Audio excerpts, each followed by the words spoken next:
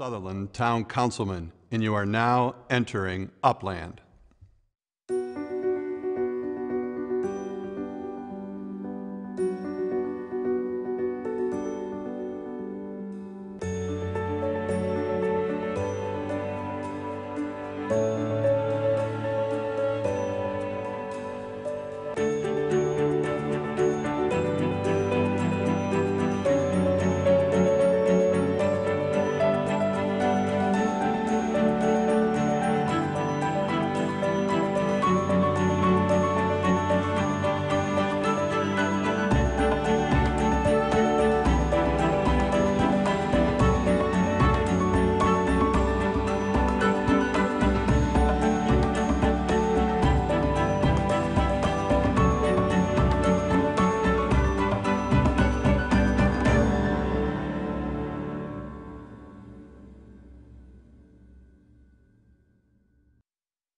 Located about 55 miles south of Fort Wayne in Grant County, about 4,000 people call Upland home.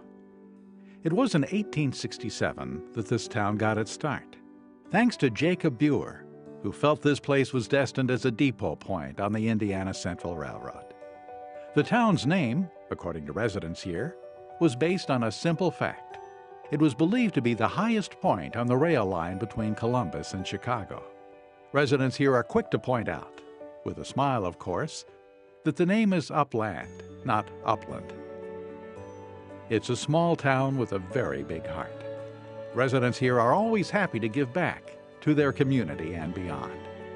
This is a town proud of its past and passionate about its future. You can see it in the restoration of the town's historic depot, at the celebrated events, and on the campus of Taylor University. And it's in the stories told here by the residents themselves through their own photos and videos. You are now entering Upland, Indiana. My name is Ashley Chu. I'm the University Archivist at Taylor University, and I'm going to be talking about when and why Taylor University came to Upland, Indiana. Taylor wasn't originally located in Fort Wayne, Indiana. It was until 1890 called Fort Wayne College. And so the resultant move was because of a financial crisis at the university. And the crisis was caused by a recent addition to the Fort Wayne campus building that was just kind of a failure.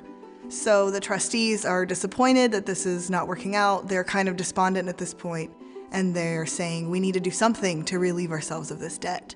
And so they considered a lot of possibilities, and they decided that moving the college away and starting over would kind of be the best thing. They figured that they could pay off all of their debts, and then they could also use any balance to fund something on a new campus, some small limited construction.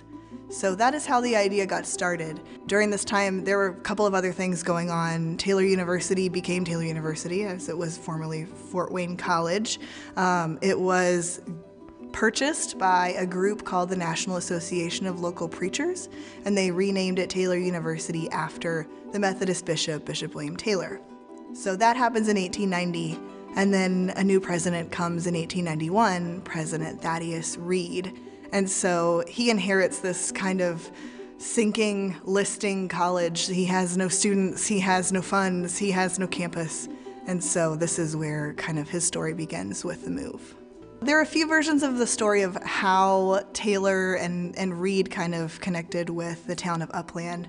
All of them kind of agree on a few main points. So Thaddeus Reed was to be a guest speaker. He was a pastor as well, and so he was going to be filling the pulpit at the Upland Methodist Church. And he came, some versions say that he was riding on a train to Upland, and as the train entered Upland, he felt impressed that this was the place that Taylor was supposed to be, and so he decided to do that. Another version says that the pastor, whose name was Reverend John C. White, already knew that they were looking, he'd maybe overheard it somewhere, knew that they were looking for a new location, and so then invited Reed to Upland to show off the town and that this would be a really great place for Taylor. But all of the stories agree that it was Reverend John C. White of the Upland Methodist Church and Thaddeus Reed that kind of negotiated this agreement and move, and they were responsible for it. They discovered gas in 1888. And so a couple years later, they established the Upland Land Company that were trying to kind of say, this is a really prosperous place to be. We're building, we're booming, come and join us. They needed industry and they needed things to be going on in the town and people to move there. And so Reverend White was affiliated with the land company. So he was the one that negotiated between the trustees of Taylor University and the Upland Land Company. And so the university agreed that they would move to Upland, and the land company agreed that they would provide the university with $10,000 in cash and 10 acres of land on the south side of town. And so those were the terms of the agreement. A lot of the faculty stayed on and came down to Upland, but it's been said that everything that Taylor University owned fit into a one boxcar and traveled down to Upland, and that might be a little bit of an exaggeration, but it definitely reflects the fact that Taylor had very little at that time. So he began his presidency in 1891. He was a gentleman that had pretty significant health concerns during his life, and he did pass away in 1902 as president still. And his grave is actually on the Taylor campus and still is. He was buried just out by the main road. There was a marker for his grave, and then the class of 1928 actually fundraised and purchased a really nice memorial monument tablet to really memorialize him. I mean, he was the person that was so dedicated, and he made such big sacrifices, and he loved Taylor University and loved its students and did everything he could for it to thrive. And so really the reason Taylor University came to Upland, Indiana is because of Thaddeus Reed. I'm a retired teacher from Eastbrook High School. I taught there 37 years, and now I spend my time writing, oil painting, involved in a writers group at Taylor University. It was an interesting experience teaching. I learned to love the kids, had good times and difficult times as well. But it is kind of neat when a person comes up to you and says, you may not recognize me, but you were my teacher back in 1986 or something. And the names kind of disappear after a while. I recognize the faces and some of the things they did. And so that's rewarding that they remember me. Well, in 37 years, I directed about 40 plays. That was special because I was able to spend more time with the kids and got to know them better than you can in 55 minutes in a classroom. So it was special. We got very close. That's one of the neat things about theater and arts in the school. It has a way of reaching kids sometimes in different ways than in the regular classroom. Probably a couple plays that were a little controversial was The Night Thoreau Spent in Jail. It was based on an experience of Henry David Thoreau, who was a writer that I particularly liked. But it had some anti-war implications, and the Vietnam War had not been on over too long since then, so it was a little different for us. But no, we had no problem. Nobody said anything. It was a little different when we did Godspell. This was very different for a rural area to see the gospel performed with characters wearing clown makeup or hippie costumes. Jesus pictured with a Superman t-shirt and a tear painted on his cheek. And so some people were just a little bit uneasy about it. A couple students, their parents kind of questioned it.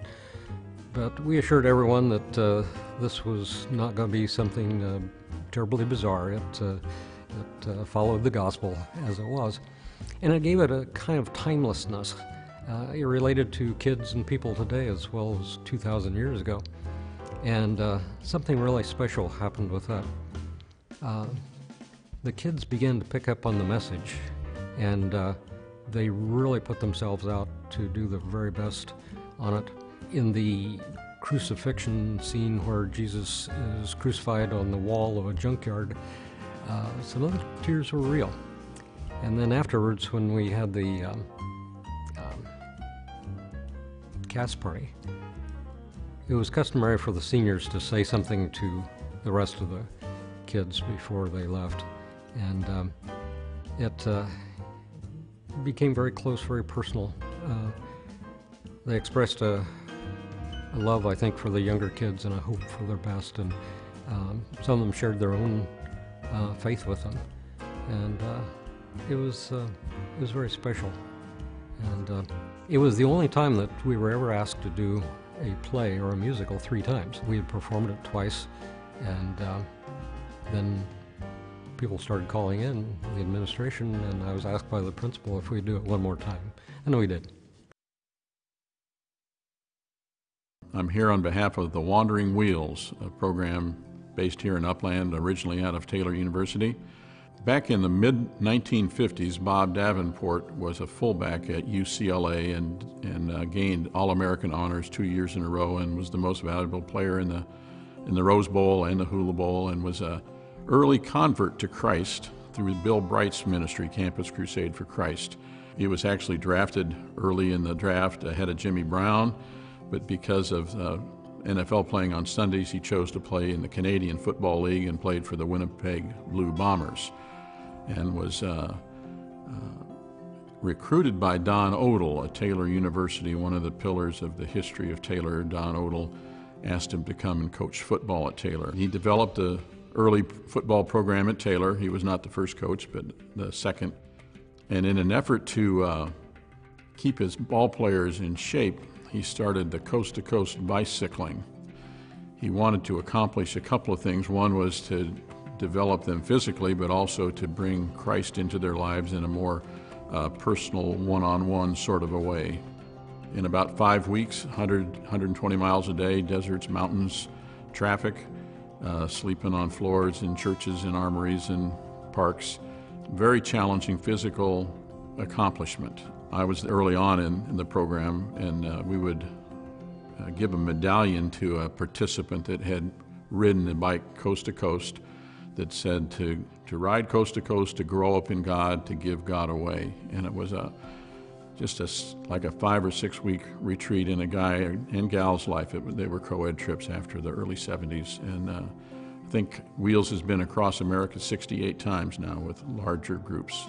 Because of headwinds and terrain, you didn't really know where you were going to be every night. But typically a ramrod riding a motorcycle, or one of the El Camino, or one of a rig of some kind, would go into town to find a place to stay, and then always offer a program. And churches love that. You know, hey, we got a choir practice tonight. Can you guys sing for the choir? Or we've got and they would even call around and bring in potluck dinners. It was amazing the sorts of things that would serendipitously occur on these coast-to-coast bike trips. A lot of times a news reporter would pick up on you, and they'd want you on TV in St. Louis, or, I mean, just amazing stories. Or you'd have a bunch of campers at the top of a mountain, and you've got everybody up there eating off the chuck wagon, and Coach would drag the guys out and get them together and sing a gospel song or two for whoever was in the parking lot, you know. And so it was an outreach, a great outreach in the country. Sang for presidents and movie stars and common people all as well. So, well, it was foundational in my spiritual formation. I came from overseas as an Army brat, as a new believer, to Taylor for 2.5 years to finish my degree. I'd started at night school, and then began at Wandering Wheels with a low draft number, thinking, well, I'll just do this until I get drafted. And to be around dynamic Christian men walking in the light was a very significant thing for me. It cemented my faith in Christ, those years of depending on God for a lot of things, but also being put into the front with kids to share your faith with them. And the more you talk about your faith, the more sense it makes to you, you know. And it was a great run. I was there 11 years. And I am the Taylor University historian, and we have lived in Upland now for, well, this is the 50th year, 50 years teaching at college at Taylor. Upland began, you could go back as far as the 1830s when the first resident moved to this area, bought 2,000 acres of land, He anticipated there would be a canal built from Indianapolis to Fort Wayne, and he thought that he might get rich from his investment in a lot of land along the canal. That didn't materialize, but what did happen a little later is that the railroad came through Upland, and that really is the official beginning of the town in the 1860s. So the town had 30 years before Taylor. My major theme in my comments is the convergence of the college and town. When I was thinking of that, the person who came to mind who could represent both the interests of the town and the college. He was a professor for 11 years at the college. Before that, he'd been a student here during World War I. This is Barton Reese Pogue. He was a debate champion, state and national debate champion while a student at Taylor back in the day when debate and oratory were big college events. If the football quarterback is the big man on campus now, the big man back in those days was the debate champion. Pogue was that not only in the local college, but on a national level. Then he comes back to teach 3 years after his graduation, taught for 11 years, honed his own skills as a poet and dramatist. Barton Reese Pogue poems that Becky's going to read is entitled Hoosier Hysteria. It focuses on the popularity of the sport of basketball, both at Taylor and throughout Indiana. They're packed to the ceiling, they're rocking and reeling, they're quite running over with cheers. They're screaming for baskets, they're blowing their gaskets and stripping their vocals of gears. They're basketball crazy, they're a little bit hazy on Latin and English and speech. They're up on the rule books, they're down on their school books, they hammer each other and screech. They're goofy a bit, but don't mind it, they're happy as ever you'll find it. In the Ides of March, they're the worst, but from mid-October, they're only half sober. With basketball ardor they burst. 'Tis the Hoosier hysteria, some name it, and not many Hoosiers disclaim it. All units are storming the gates. This hoop infiltration has taken the nation for 50 hysterical states. I'm Casey Coons. I'm an assistant men's basketball coach at Taylor University, and I'll be talking about Silent Night.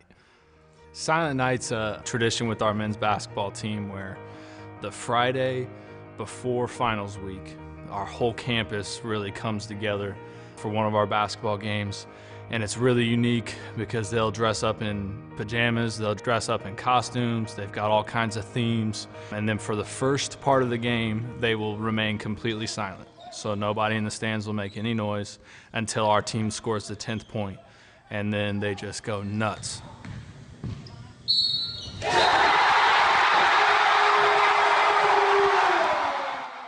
It's kind of in the last couple of years, they'll storm the court when the timeout occurs. And then once they get back there, then the rest of the game, they just go nuts. And it's a couple thousand people packed into a tiny gym, just having a ball. It's hard to prepare our young guys for it. It's a really, really unique experience when you come into a gym that's full, but it's completely silent while you're playing. So those first couple of minutes can be really nerve-wracking for our guys. The best advice we can give them is get to 10 as fast as possible, because then it's an awesome atmosphere where the crowd's just going nuts. When I was a player, it was a tradition that had already been going on for several years. I believe my junior year that our SID at the time, Eric Smith, really took it on himself to kind of get it out to the national media, and it really took hold. I think once other people outside of the Taylor community saw it, they recognized it as an awesome tradition that they really wanted to know more about, and it's really snowballed to where every year it's been on SportsCenter and a lot of different national media outlets will take it on because it's such a unique tradition. And a lot of schools have kind of been copying it at high school and college levels. Now it's kind of been a firestorm that way. It's been really cool to see. When we traveled as a team down to Florida a couple years ago, we had a couple of people at a restaurant come up and see Taylor and say, "Oh, isn't that the Silent Night place?" And I was actually out of the country in Lithuania for a little bit and had a younger guy, when I was wearing a Taylor University basketball t-shirt, come up to me and say, "I've seen the YouTube videos for the Silent Night." So it really has become a global thing through YouTube and through different media outlets, which is crazy for a school of our size to have a tradition that's really become that big and that cool. So.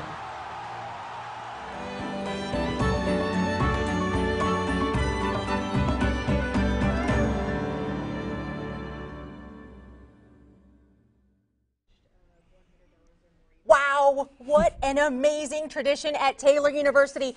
I'm going to be honest right now, I don't know if I'd be able to keep quiet for the first 10 points. I know Angie couldn't. No, I know you couldn't. Let me just set that record straight right now. I have never seen her quiet. That so is there's true. no way. And there is a lot of excitement, much like the piece we just saw about Silent Night. There was a Right lot here of in the excitement. studio. Absolutely. We're in the studio tonight celebrating the town of Upland on WIPB with the premiere of the newest episode of our Now Entering series. Hi, everyone. I'm Michelle Kinsey, Community Engagement Coordinator for WIPB. And I'm Angie Rapp, Marketing Director for WIPB, and we are so happy you could join us for this unique local program.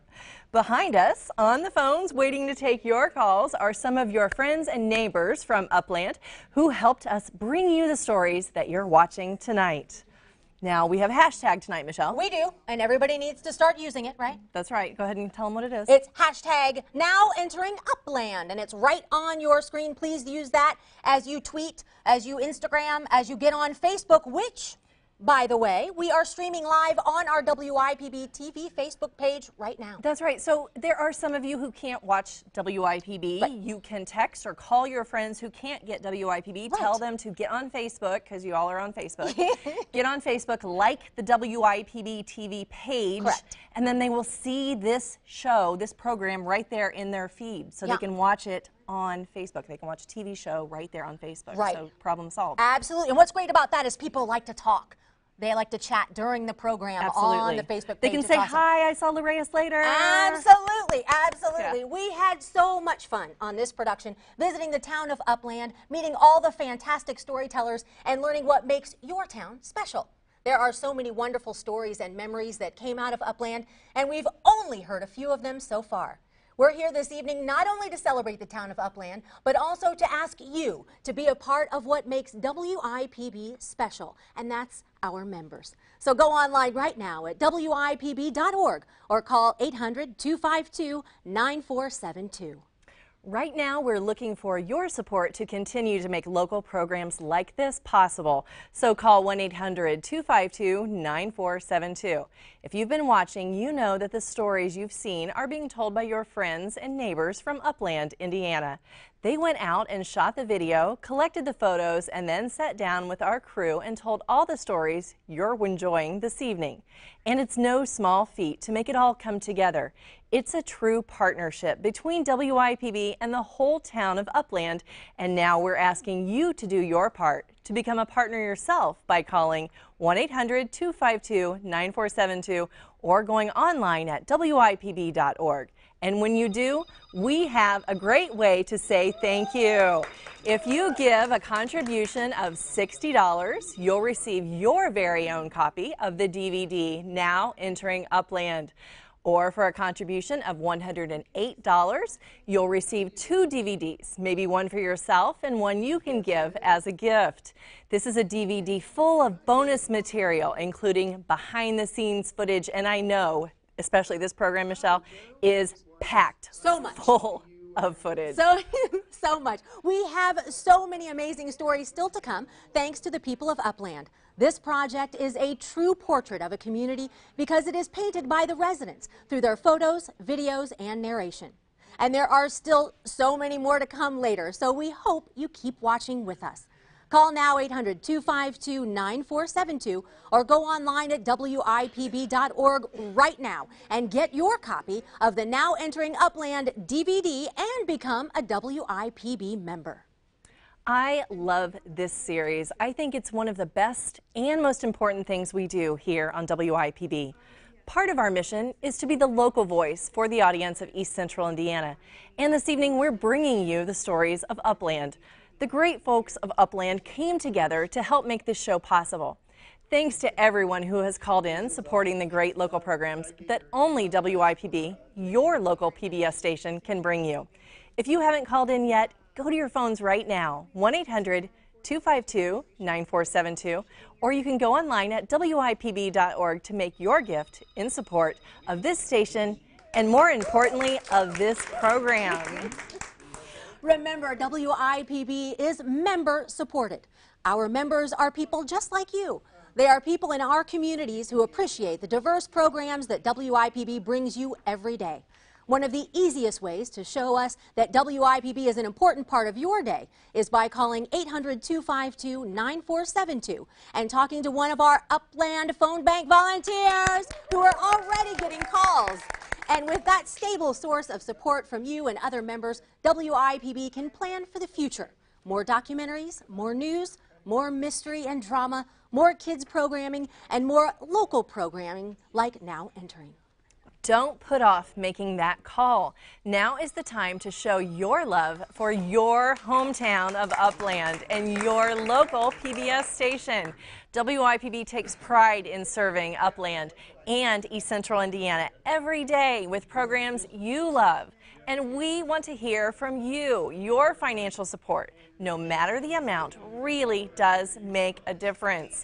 Call 1-800-252-9472 or go online at WIPB.org. Thank you so much to everyone who has already called in. Our phones have been ringing since the show started. We are and off to a love great that. start. We are indeed. If you haven't picked up your phone, do it right now. You know who picked up their phone? Tell me. Angie? Well, Jim Slater picked up his phone. He was the first call this evening, and here's the deal. He has a match. He says he hopes that his friends are watching and that they match his donation. So he would like all the phones are busy right now. This is so exciting. All the phones. So yeah, so listen to Jim. Be one of the people that's calling in right now and supporting Now Entering Upland and your WIPB TV station. That's right, and we want to remind you of the thank you gifts that we are offering tonight when you do call, because we know you're going to call. Yes, you are. That's right. When you become a member with a gift of $60, you'll receive the Now Entering Upland DVD. This DVD has bonus footage of interviews not seen on this evening's program because there was so much footage. Yeah. We had a great turnout at production day, so it was awesome. Or if you can contribute just a little bit more, for $108, we will be happy to send you 2 DVDs of Now Entering Upland. Do remember that this contribution to WIPB is tax deductible because we are licensed to the state to Ball State University. You get a tax credit. Yes. So that is awesome. Yeah. And you get a DVD. Exactly. Packed with all sorts of great extra footage that we have. Absolutely. Well, I think, you know what? It's time to get back to the program. Go ahead, keep calling. Go right ahead. Let's get back to Now Entering Upland and learn about a thriving garden club and the return of the historic District Depot.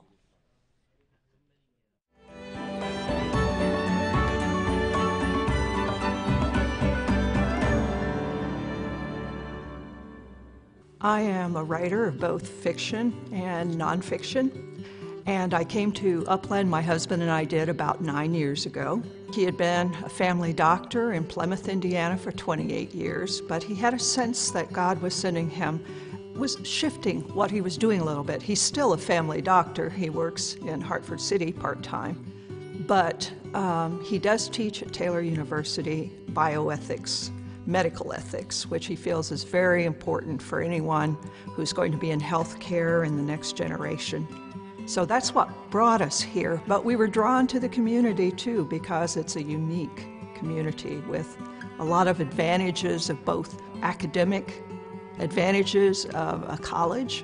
You have the small town atmosphere, which I love small towns. We had just gotten the keys. We moved 3 blocks from Ivanhoe's. That maybe wasn't a smart move. We're fatter and poorer. We had just gotten a nice big Sunday, and we were sitting on the front porch of our house, and within a half an hour, 3 different neighbors came by to welcome us. And it doesn't get any better than that. They welcomed us. They all invited us to church, which was only a block away, and we went, and we discovered a family here in Upland. I'm a born and raised Hoosier. I have grown up in small towns all my life, and I write about small towns. I have a blog. The blog is called The Extraordinary Ordinary, and that's because I have the great opportunity to study people in a small town setting. In big towns, people pass each other so quickly that they don't really get inside each other's hearts and minds, but in Upland, you do. Being in Upland also has influenced my writing. For example, I wrote one book about March Madness in small town Indiana. I like to write humor, so there were some great opportunities for characters there. There was the geriatric cheerleader who had never ever gotten over March Madness. You know, she still had her cheerleader outfits, and as of mid-February, she went crazy because the sectionals were going to start soon. That was a lot of fun. In my last series, which is set in Amish country, which we have some pretty close to here, in the next county or two, the owner of a bed and breakfast interacts with all kinds of guests, many of them from bigger cities who have never lived in small Indiana towns. She herself has moved from Boston, and so she has a whole different set of expectations. She can't even say hello to the mayor, who's single and good-looking. She can't even say hello to him before the local, grapevine has married them off. And she has to get used to that when they actually do start dating. So it's a lot of fun. It's a lot of fun living in a small town. Then again, we have the college, which adds to that charm and gives us nationally known speakers, writers. I come in contact with some very excellent writers who are bestsellers, living in Upland, this small town. There's a deep concern for the next generation. There's a real desire to invest in children, in young people, people devoting their talents, a lot of them volunteering or taking reduced salaries to make that investment. And so there are a lot of reasons why I love Upland. LIFT is a program that's designed for 2nd, 3rd, and 4th graders from Eastbrook South that come 3 days a week just to hang out with us and concentrate on literacy and basically a balanced living style. We got the kids basically through recommendations from the school system. They are kids that I don't want to say they're necessarily behind in things, but they're just kids that might need a little lift and a little boost to get them going academically. The kids show up about 10 minutes to 3, Monday, Tuesday, and Thursday. They show up and we give them a little light snack. After snack period's over, they get about 20 minutes of just free play, chimping around in the gym multi-purpose room that we have at the facility. After the short literacy training period's over, for example, the 2nd graders will stay in a room, and then we'll split the 2nd graders in half. Half of the 2nd graders will read for a half hour with an adult volunteer. The other half of the 2nd graders will go to a different room and have a computer training session or a literacy training session with an adult teacher as well. When the half hour is over, they flip-flop, and the adult volunteer gets a new, fresh student to read with for a half hour. We sit on the floor, the kids sit on a pillow, we sit on the hard floor, and we just read books and laugh and interact. It gives us a chance to learn about the kids and have the kids learn about us. It's really relaxed. It's far from a school situation where there's some pressure and things. In my previous life, I was a corporate pilot out of Fort Wayne. I had retired, and a relationship that I had in town called and said, "Would you be interested in this?" And I kind of winced and said, "I like kids and I like puppies, so I'll give this a try."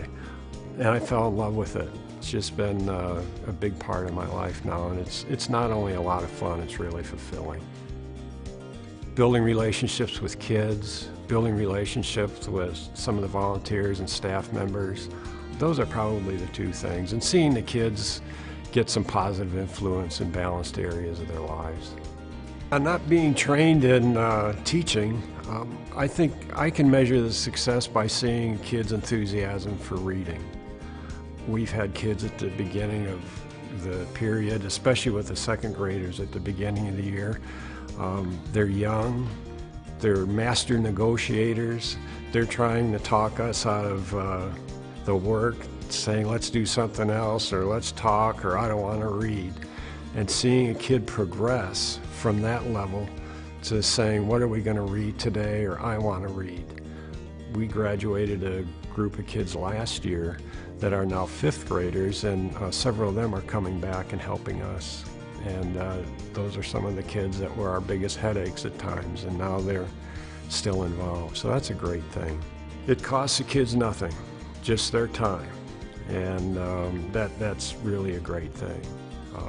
We raise our money through local individuals and foundations.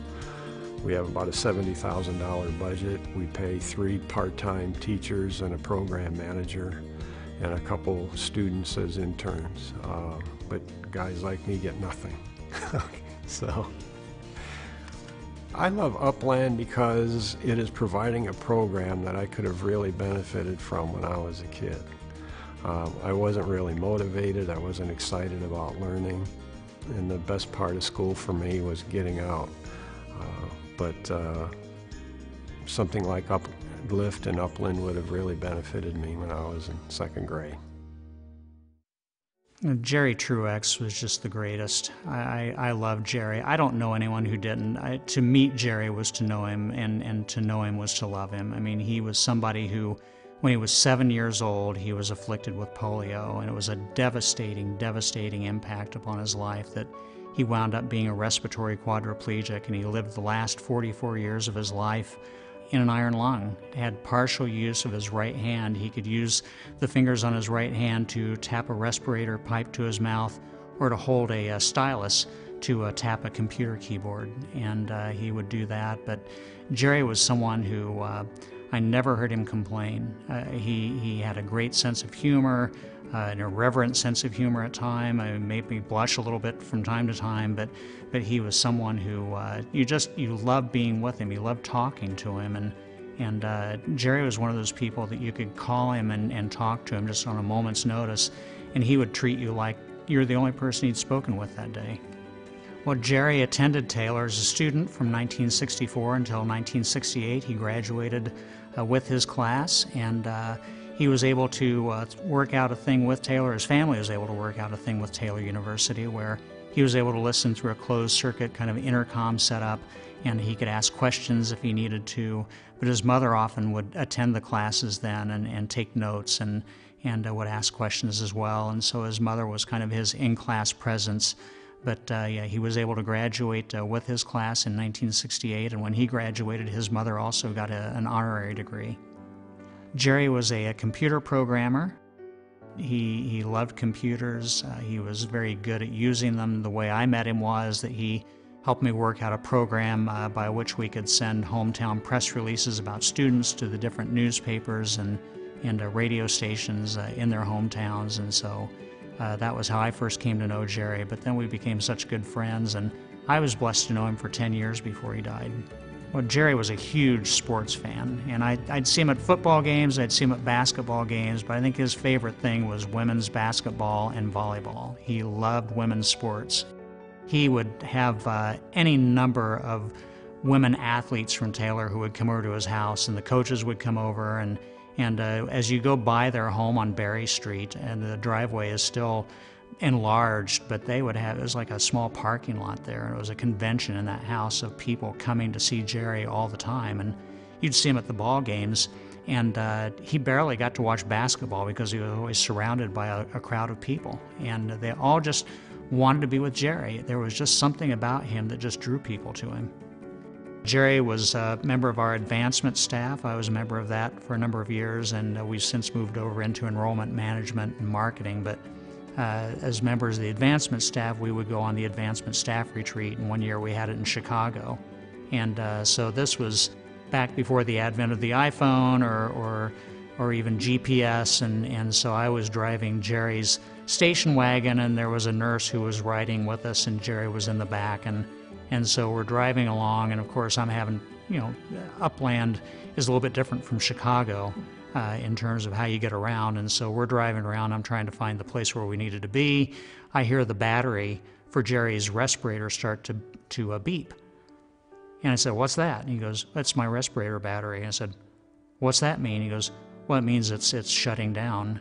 I said, "Well, we better get you inside pretty soon." And he says, "Well, I can gulp air and breathe that way for a while." And I said, "Well, how long can you do that?" And he goes, "I don't know. I have never found out."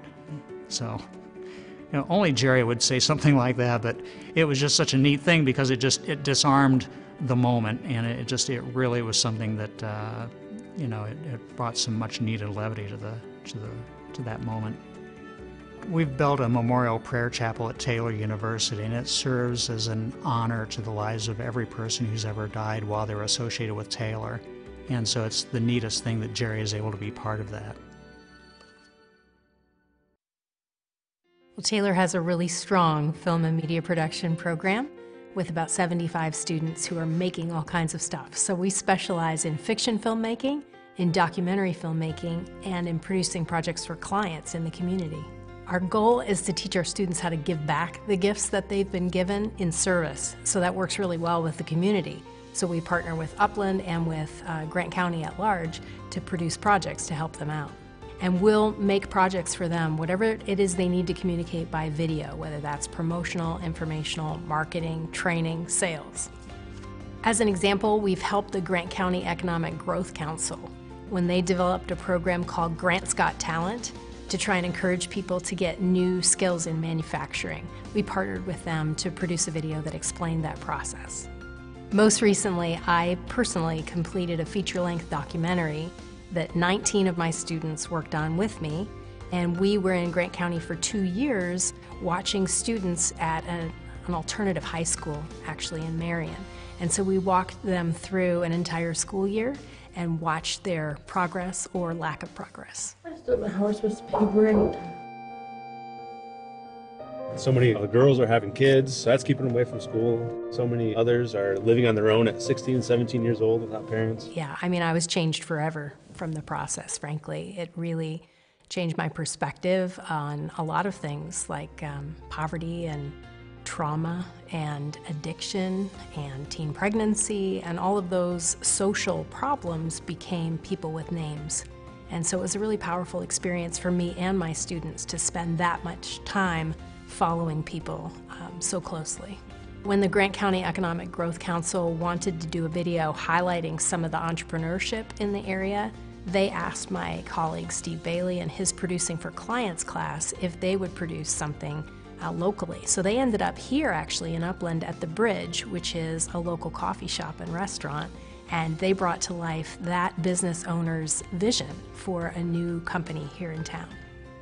When the Upland Greenways project was just getting started, our Taylor Film and Media Production students partnered with them to try and tell the story of why it would be so wonderful to have biking and walking trails here in Upland. The feedback that we get from clients is fantastic. It's so gratifying to the students to know they worked on a professional project and also helped the community at the same time. I think it's just part of a Christian university ethos and mission to learn skills in order to give them in service. Upland's a special place. I mean, frankly, people are warm, they're down to earth. It's kind of classic Midwest, hardworking, great people. So it's just been a privilege for me. And I was originally a big city person. I was actually born in New York City. But every place I've moved has gotten smaller and smaller. So this is actually the smallest community I've ever lived in.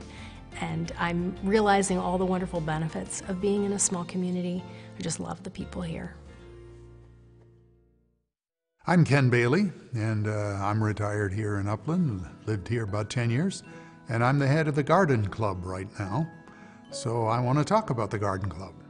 You know, garden clubs have a reputation in some cities of being composed of wealthy, elitist women who, this is sort of a hobby for them. No, that's not true here. We're just ordinary people. There's nobody with a professional degree in horticulture or landscaping or anything. A couple of our people do have certification with Purdue, which is the, what do they call it, Master Gardener. But most of us are just amateurs. We just enjoy flowers, we enjoy vegetables, we enjoy landscaping, and so we get together and have fun.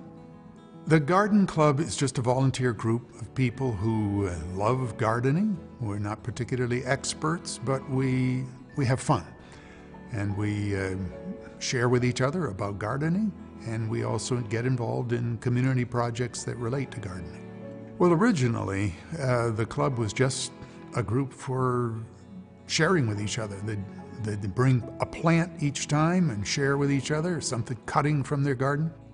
And they talk about their issues, what's working and what pest is killing and so on. Over time, though, the club members decided to do some kind of project of service to the community, and that really grew and grew until it's the main thing people think about when they hear Garden Club. So we've done things with the town and with each other and enjoyed the process. It's a community service group that also enjoys the project of being with each other and doing gardening. When the depot was brought back to Upland some years ago, there was a need to landscape around it. So the Garden Club was asked if we would design and then buy and install the plants, and we did. I wasn't here yet, but the club did. And it's just sort of maintained the role of taking care of those plants ever since. Everything needs to be shaped and trimmed and pruned and fertilized, and gardening's like that. It's never ending. So we've been doing it now for 20-something years. The community park, the main one, had signs at each entry point that had deteriorated over the years. They were wood and they were just falling to pieces. So the town said, we need to replace signs, and when we do so, we ought to redesign the flower beds underneath. Would the Garden Club do this? So we did. The town guys built a little stone wall around the bed and put in the big sign. But we designed what plants should be planted. We went to the stores to find them, brought them in, and put them all in. These kinds of projects help to make Upland a pretty place to live. In 1967, I was walking with my mother, and she was pushing my sister in a stroller, and we were going to the local post office. And my first memory of the depot, which I'm going to talk about today, is the vision of seeing that depot on a flatbed trailer being pulled out of town at the age of 6. You know, flash ahead 25 years later, and I owned a hair salon, and I was cutting one of my clients' hair, whose husband was on the city council with me at the time. And she and I were talking about the history of Upland. We had just previously torn down some old buildings to reconstruct our new library,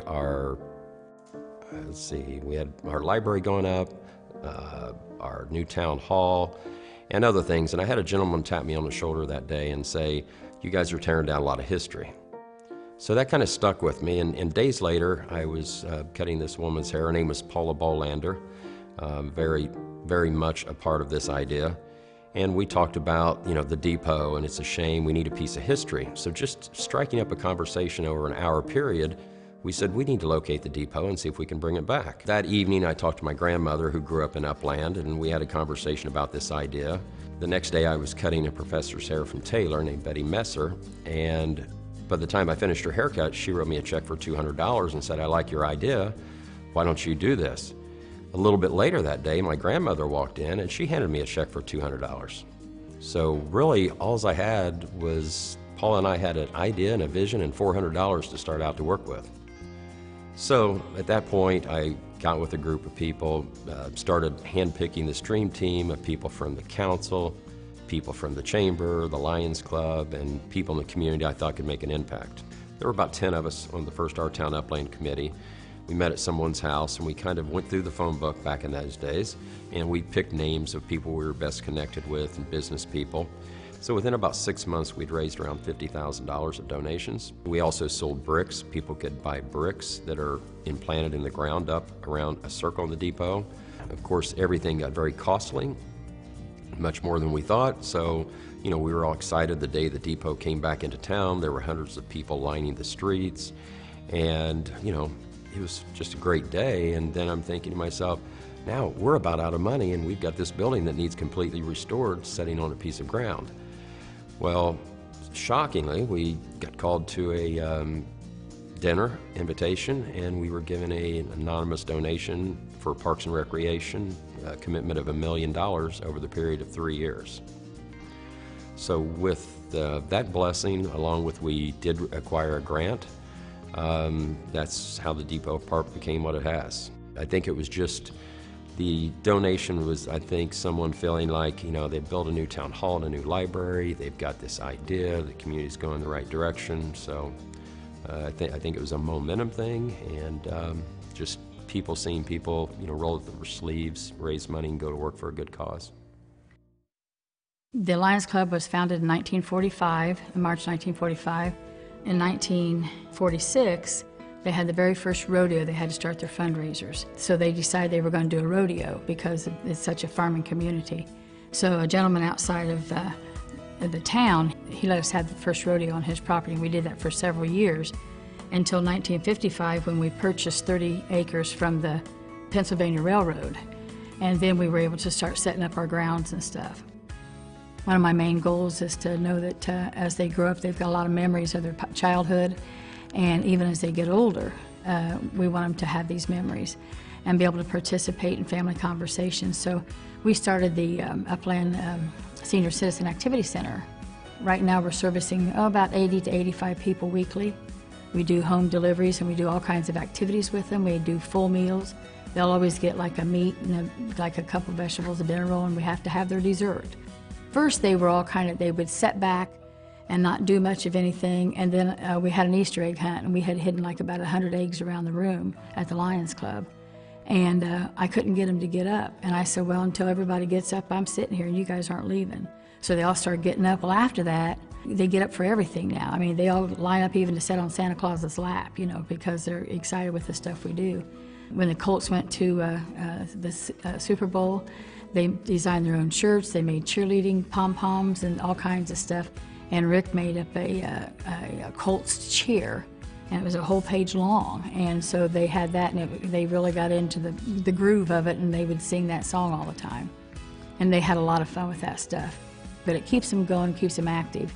We don't have to know if anybody's coming, but if they don't come, they think they have to call us to let us know they're not coming, because one thing we do, when Rick does make deliveries to homes, if they don't answer the door, that's our cue to check up on why they weren't there, especially if they told us to bring a meal. So for their own safety, we've done that. And there's been a couple of times we've had to call the family and say that somebody has fallen. There's people that come to this I never dreamed would come to this. And we have a lot of widows and widowers to come to have activity, And it's just like a big family down there. I mean, everybody just laughs and cuts up and takes pictures and hugs and kisses and stuff, And we also have a New Year's Eve party for the seniors, and they really have a blast at that. About 5 years ago, we worked with the school and set up a backpack program, and that is where we send meals home with the children for the weekends. And the school has a program that they know which kids need the meals, and they have to get permission from the families, and then they come in there and pick up their meals. We've made a really good relationship with those kids, and I think they see that the volunteerism that the Lions Club does, I think they will understand when they get older, and we've talked to them. We tell them things about the Lions Club, to what we do and what's offered, and they're real interested. And sometimes they'll come back even the next week and ask us a question because they've thought about it. And so we're hoping that as they get older, that they will have an interest in doing something. It may not be the Lions Club, it'll be something that is working for people and not having to get paid. And one thing we always tell the kids, at the end of the year, we give them a thank you card for working with them. And of course, we give them a free certificate for Hawaiian shaved ice because that's what the Lions Club does. In the card, it says, we hope one day you pay this forward, to try to get the kids to understand that we're doing this for them. One of my main things is to give people memories that they've had a good life while they lived here in Upland. And I think that's why I'm so involved in so many things. I want to see things happen for people. And I'll push and go at great lengths. And you can ask my husband, he just says, how come you have to do so much? And I'm like, I want this to be good for them. people are, besides the organization working on it, people are actually coming in as families and helping us get this stuff done. And they're showing an interest, and I like it, you know. And I don't do it for kudos for me. I'm doing it, like I said, to make the memories for the people that live here in town.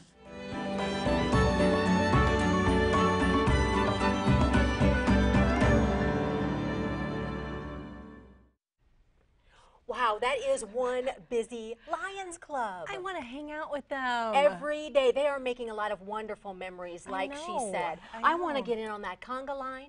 I want to sit on Santa's lap. They are partying it up at the Lions Club. That is a fantastic place. I know. I could. I know. I could. Listen, I think we all could. I think everyone, right? Am I right, Phone Bank? Yes. Let's go Who doesn't want to to hang out? Upland. I'm serious. All right. Okay, hi, I'm Angie Rapp along with Michelle Kinsey. I was serious for a second, and we're just taking a quick break from the program. Thanks for joining us for this evening's Now Entering Upland. Now Entering gives local communities an opportunity to have a voice and to become visual storytellers. Working with WIPB, your friends and neighbors become the filmmakers. They did that by answering a question. Why do you love your town? We had a great time partnering with Upland for this episode. We spent a day in Upland getting to know the storytellers and their stories. It was so much fun to see the pride each person had when they spoke of their town. And WIPB takes pride in being able to bring you quality local programs like Now Entering. Let us know you're enjoying tonight's show by calling 800-252-9472 or go online to WIPB.org. And when you call in with your support of $60, you get your very own copy of the Now Entering Upland DVD. Or for $108, you'll receive 2 copies of the DVD. The DVD has bonus footage not seen on the show tonight. We are here celebrating the town of Upland, but there are all sorts of reasons to celebrate WIPB. From programs that inform, educate, and inspire, to safe children's programs, to in-depth and unbiased news and information, and the best in arts and cultural programming anywhere. What better way to support the station that can bring you such a diverse, that's right, range of national and local programming than to make a contribution right now? We make it easy for you. You choose the amount, you choose if you'd like a thank you gift, and you choose how you'd like to pay. Our phone volunteers, your friends from Upland, that's right, are waiting to take your call, and we're getting busy now, so that's great. Keep calling 1-800-252-9472 or go online at WIPB.org. If you're not a member of WIPB, we hope that tonight is the night you will be inspired to join us. It only takes a few minutes to show your commitment to excellent public television that makes a difference. If you make a gift of support tonight of $60, we'll send you the Now Entering Upland DVD, which is full of bonus footage and interviews. Plus, you can take advantage of the WIPB Passport that gives you access to an on-demand library of thousands of hours of PBS programming with new shows added weekly. You can watch your favorite programs when and where you want them. We have got a lot of people to thank. Listen, Michelle, I just want to say really quickly, we have all 10 phones off the hook right now. So if you're calling, you might get a busy signal, okay? So don't give up. Just give it a second and call us right back, or you can go online at WIPB.org. Don't give up. Just give it a second, and you're going to be calling that number again. And in the meantime, we have some people to thank. We do indeed. We would like to thank Sheila Birch from Fairmount. Thank you so much, Sheila. We'd like to thank Albert Levere from Upland. Thank you so much for your call, Albert. And to Lou Lee from Upland, thank you so much for taking the time to call in and support Now Entering Upland and WIPB. And to Marty Songer of Upland, he's on the phone bank. Wonderful. He loves Upland, he said. And to Jeff Schwartz, he says get involved and contribute. I love that. And I know for sure, I don't have my phone with me right now. I know we have people watching on Facebook. Dozens. Neil Elsroth from from Fort Wayne is watching. I wanted to say hi to Neil. Hi, and Neil. Lots of other people are watching, and I'll get my phone next time and we'll say special shout outs to them as well. We were going to interview one of the members of the phone bank, but look at this. I know. They are all busy. We're going to go ahead and let them work. We are. Now, one of the great things about this series is it celebrates the wonderful stories in East Central Indiana. The history, the town, spirit, the people. The very town certainly has its stories, and we've already heard some of the ones from Upland. Now, don't put off making that call. If you want WIPB to get the message that you want to keep seeing local programs like this one, call right now. And don't forget, if the phone is busy, just keep calling 800-252-9472, or you can go online to WIPB.org. Absolutely. So many people were instrumental in making this project a success, getting the word out in town, hosting a town hall meeting, and much more. We spent a day in Upland interviewing our storytellers. Community members collected photos and videos, and our director and producer Heather Hunt, along with several other staff members. Let me tell you, this was quite a team effort. We have an amazing crew here at WIPB. It is truly a community effort, and we want you to be a part of what keeps programs like this on WIPB. Thanks to everyone who has already called in their support for WIPB and Now Entering Upland. The Now Entering Upland is a local program produced right here at WIPB, and it's our way of connecting with the communities we serve in East Central Indiana. We'll be out visiting more towns and getting more stories all year.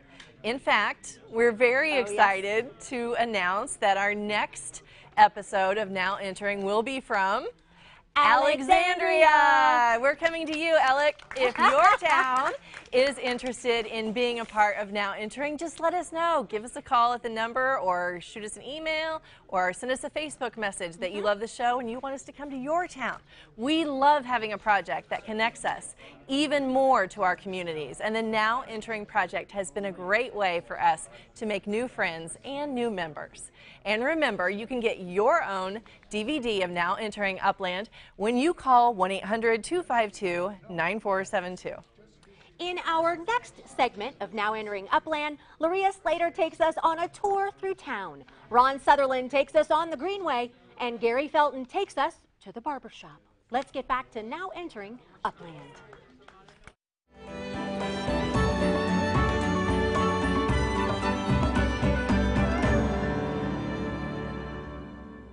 I want to kind of go down Main Street a little bit, starting at the north end. Star Bank was formed by the Wright family and the Marcaselli family. And if you think of the word star, the S is Sela Wright, T is Tom Marcaselli, the A, Art Hodson, and then the R is Ralph Marcaselli. That's always been interesting to me. Then going down Main Street on the east side is the Bridge Cafe. An entrepreneur had a vision of what she wanted a coffee shop to be. She called it the Bridge Cafe to bridge the gap between Taylor and the town of Upland. And I think she's succeeded, because you see students in there having their coffee and studying. You see people having business meetings there, or people that just want to go in for a meal with friends. It's a wonderful addition to Upland. Right downtown Upland, there are three businesses that are together. One is the Ross Insurance Company. Pat and Jack Ross own that, and their son Jay works there too. The next door is Online Bookstore. Jerry Haley owns that. And then the next building, these are all attached, was Showalter Grocery. It is a nail salon called Polished. So it's a historic building set idle for a long time, and this man was going to Marion to see a friend, and he saw that building for sale. He bought it and has transformed it. It is amazing. Then going over the railroad hump on the other side of the railroad tracks, the south side, that location was a grain elevator owned by the Dedamore family. And now, I love this story because some people at Taylor University found a need, and that need was the students need car service, their parents when they come to visit need a car service, and of course the faculty Mike Pearson did this kind of work on his parents' farm, and those two got together, formed a corporation, and now it's Best One Tire. Going farther south down Main Street, across from the entrance to Taylor University, is the Upland Health and Diagnostic Center. The building is owned by Doctors Shannon and Helen Regal. They give health care to the people in Upland and Taylor University. Then on the other side of campus, on the west side, is a building, another beautiful building called the Kessler Student Activity Center. It's named after former president who still lives here, Jay Kessler. The community can buy a membership there, go to use the gym to walk in and use the exercise equipment in the well. I have had a trainer for 3 semesters. She keeps me on track with my exercises. It really does keep my energy level up. There's another man that lives in Upland called Steve Payne. He's originally from England, actually was attracted here by the James Dean mystique. He built a restaurant on the interstate, I-69 and State Road 22, called Payne's Restaurant. And people in Indiana are finding out about Payne's because it has kind of an eclectic design outside and inside. The food is marvelous. Steve has a recipe from his mother called sticky toffee pudding. It's a favorite out there. And then he went to visit his parents in Scotland and learned how to make authentic fish and chips. So that's a big item on the menu at Payne's. There is a piece of architecture on Taylor campus. It's in the shape of a dome. It's definitely an Indiana landmark. It was built first to be the dining commons. Now, all of that has moved to the Loretta Boren Campus Center, which now wraps around Rediger Auditorium. And there's a food court there and offices, and so all of that, and the bookstore. And there's going to be some more building projects, and the dome will end up having a new purpose. It was built in 1958. There was a philosophical thing to it too, because it was visionary. It was like, it looks like a spaceship. They call it either the dome or the spaceship. And so it's like a visionary looking into the future for Taylor University. You know, this is a farm community where the land outside of the city limits is flat for farming, wonderful, but there is one place that has a dip in it. One of the country roads that stands out west of Taylor, and there's a dip in the road, and it's called Devil's Backbone. It's been credited with kind of a humorous legacy for over 50 years. It has been called the Lover's Lane for Taylor University, and the former, prior to Eastbrook, the former Jefferson Township High School. So it's just kind of a fun place. Well, there's been a gap in the Cardinal Greenway between Gaston and Jonesboro Gas City since it was built. It's about a 12-mile stretch, and there's only a couple of ways inside of Grant County to get, quite frankly, around I-69 or under I-69. And so we've been encouraging the Greenway, the Cardinal Greenway, to work with us to see, can we create a connection from Upland to Gas City, and then ultimately from Upland down to Gaston, and be that way to create and fill the gap that's existed in the Cardinal Greenway for years. We hear more and more, and we've read more and more, that the next generation of individuals that will be moving to communities like Upland really do want a community that they can engage more with activities, with exercise, and with being out in the community. So having trails or really great sidewalk systems makes a community more walkable and more attractive to the next generation. Well, the dream was to have a greenway that when you drive through Upland, you would be able to see and notice that it exists. So one of the main features in our town is the bridge that goes over the railroad track. This trailhead for the Upland Area Greenways will be located on the southeast side of Main Street. So as you cross over the bridge heading south, right on your left will be the parking lot and the trailhead that will begin our first mile of trail. From that parking lot, the trail will head east about a half a mile and then turn south and go about another half mile and begin the process of creating a loop around the town of Upland that we envision long term. We're raising resources so that the parking lot would be paved, but the trail itself will be made of crushed stone and compacted stone so that it's a nice hard surface that people can either run on or ride a bike on. And then as we're able to raise additional resources, we'd love to see it paved long term. But to start, it'll be a crushed stone trail. Our hope would be that Upland would become known as a walkable and rideable community. So we have a dream that we're going to be sharing with the town council in the weeks coming that would start to outline where a potential trail may be that actually loops the entire town of Upland, thereby giving us almost a 7-mile trail system just around our town. It may take a little more than 5 to 7 years to pull that off, but we want to dream and have the ability to envision down the road. We can envision off of that creating the opportunity to ride over to Gas City and connect with Gas City. And if we're able to do that, it actually makes a 20-mile bike ride that direction and back, because the Gas City Trail heads all the way over to Converse and Swayze, Indiana. Then maybe just after that, start trying to figure out how to get down to Gaston, and therefore have a 60-mile trail system that you could come, enjoy Upland for a couple of days, and then enjoy a bike ride if that's something that you'd like to do. The town of Upland has incredible volunteers. And so this ability for to have a board of 15 people in a town our size who are passionate about seeing a trail get built, it's really exciting and a blessing to serve with that group of people. So we lived on a missionary ship called the Doulos with our 3 children, and we had been there 5 years, and we felt it was time for our children to learn about America and get the American education system. They had a different one on the ship. And so we looked for a place, and Upland is a small town. We had a connection with Taylor University. They somehow found a job for my husband, and we settled here. Since '83, we've been here. The building of our house, he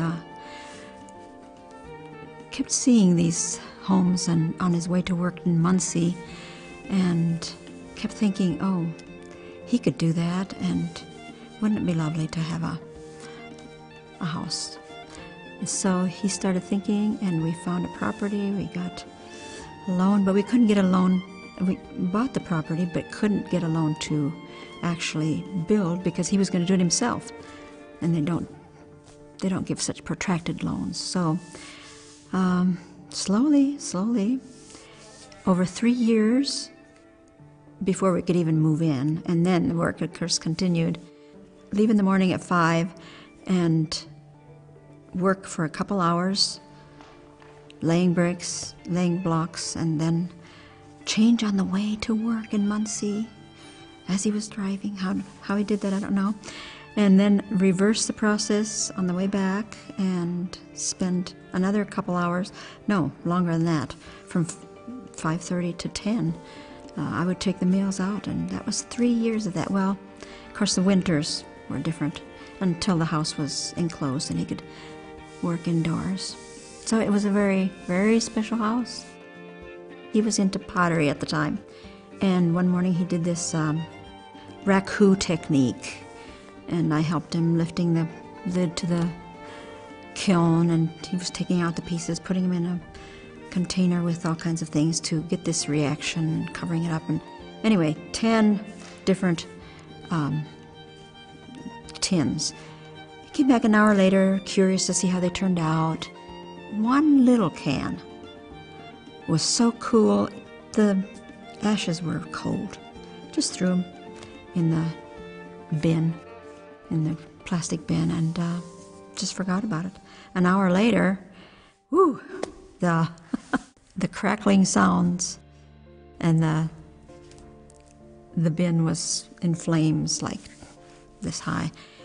He went to pull the pin on that fire extinguisher, and it wouldn't come, it wouldn't budge. Cut his finger, pulled it straight, straightened it, and it wouldn't work. So in 15 minutes, I mean, the fire had gone up in the attic, and the house was just surrounded with flames. Just no time. So it was quite disaster in a way, but you know, we had God with us, and we just knew that He would protect what was really important, and stuff is not so important. The community responded immediately. It was so, I mean, the church was inundated with phone calls. A couple of our friends were then assigned to respond, and we were offered several homes to stay in. We chose the one of the widow friend that we had helped for years after her tragedy. And so that was a wonderful exchange. Her house hadn't sold. She had moved, hadn't sold yet. So we were there 7 months. It was just a wonderful place to be able to rebuild and sort our things and so on, and have our family come in because it was a big house. And after we left, exactly 7 months to the day of the fire, very shortly after that, her house sold. So it must have been there for us. Helping Hand has been around since 1981. Doug and Valerie Baker were assisted by Helping Hand, and Doug has had diabetes. He's had to have work done on his leg several times. Todd and Lily, they also have some health issues. Lily is on oxygen. They've lived in Upland quite a few years now, but they just love Upland, and they love their neighbors, and they just think it's great to be in Upland, and so we're a part of that. People know that churches are there to help people, and people who are not members of churches will still call churches. So when they call a church, the pastors in that church, or well, anybody, can call Helping Hand and say, here's this person with a need. Also, the church is helped by supplying food for the food pantry. So this is food that we supply to people in need. It is kind of a whole town project where our local grocery, Dollar Spark, they contribute food to the food pantry. And it'd be hard to count the number of people that supply food, supply manpower, whatever. Our organization is totally volunteers. So these volunteers come from the churches and run our thrift store, distribute food for the Christmas and Thanksgiving. Well, I love Upland because it's such a caring town, and that's evidenced by, the amount of people that donate time and food and money, and it's just, people here support one another and care about people who are in need. So that's Upland's just a great place to be. The fire department was started in 1898. It was called the Upland Volunteer Fire Company. 1898, they didn't have any equipment. They used ladders and buckets. That was their equipment. They got their first fire apparatus, which was a hand-drawn pump wagon, in the late 1800s. After that, their first motorized vehicle was purchased in 1919. Our requirements in Upland, you have to be over 18, you have to be a high school graduate. You can apply to the fire department at any point in time. We accept applications all the time, and we put together applications in groups of usually 2 to 4 people so we can train them in the mandatory training aspects before they can make fire calls. It's a heavy commitment. When the fire whistle blows, the firefighters have to respond. It could happen at 4 o'clock in the morning.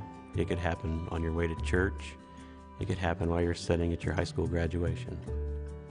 My first association with the fire department started when I was a child. I played Little League Baseball for Paul Embry. Paul was on the volunteer fire department at the time, and we played Little League on the Upland Volunteer Fire Department team. As I grew up, I was associated with other people that were on the fire department. They encouraged me to join. They thought I would be a good volunteer, and I did. That was in 1986, 32 years ago. Back in the early 80s, before I joined, there was a firefighter named Bob Moore.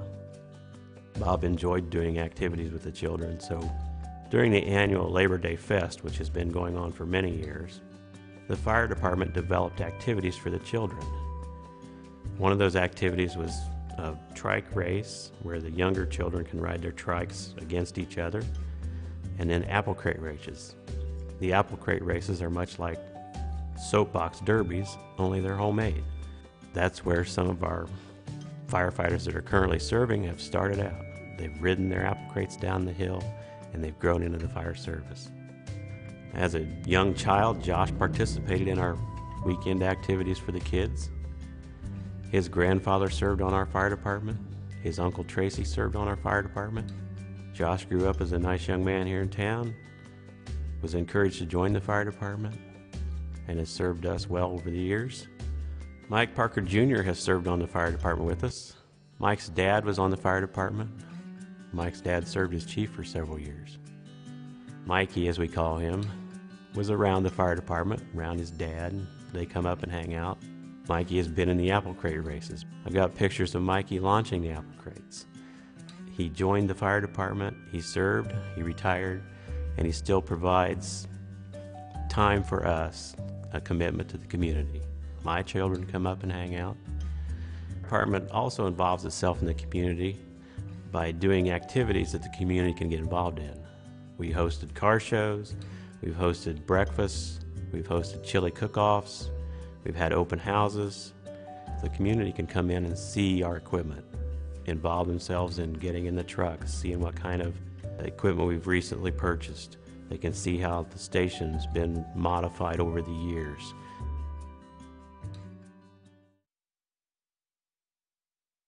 My grandfather and his father and two brothers started the Miller Lumber Company here in Upland in 1913. This was all forested. They cut the logs into lumber, and then they had a mill where they made playpens, they made desks, they made lamps, they made all kinds of furniture, trim for homes, etc., etc. In 1932, at the height of the Depression, they'd run out of money, so they let their insurance drop, and in 1932, the main part of the mill and the office and all the trucks and everything burned up. When it burned, there was my granddad and one of his brothers. The third brother left because during the Depression, there wasn't enough income to support three families, and their dad had already passed away. And then about 8 years after that, my granddad passed away. He was in ill health after the fire, and then he passed away.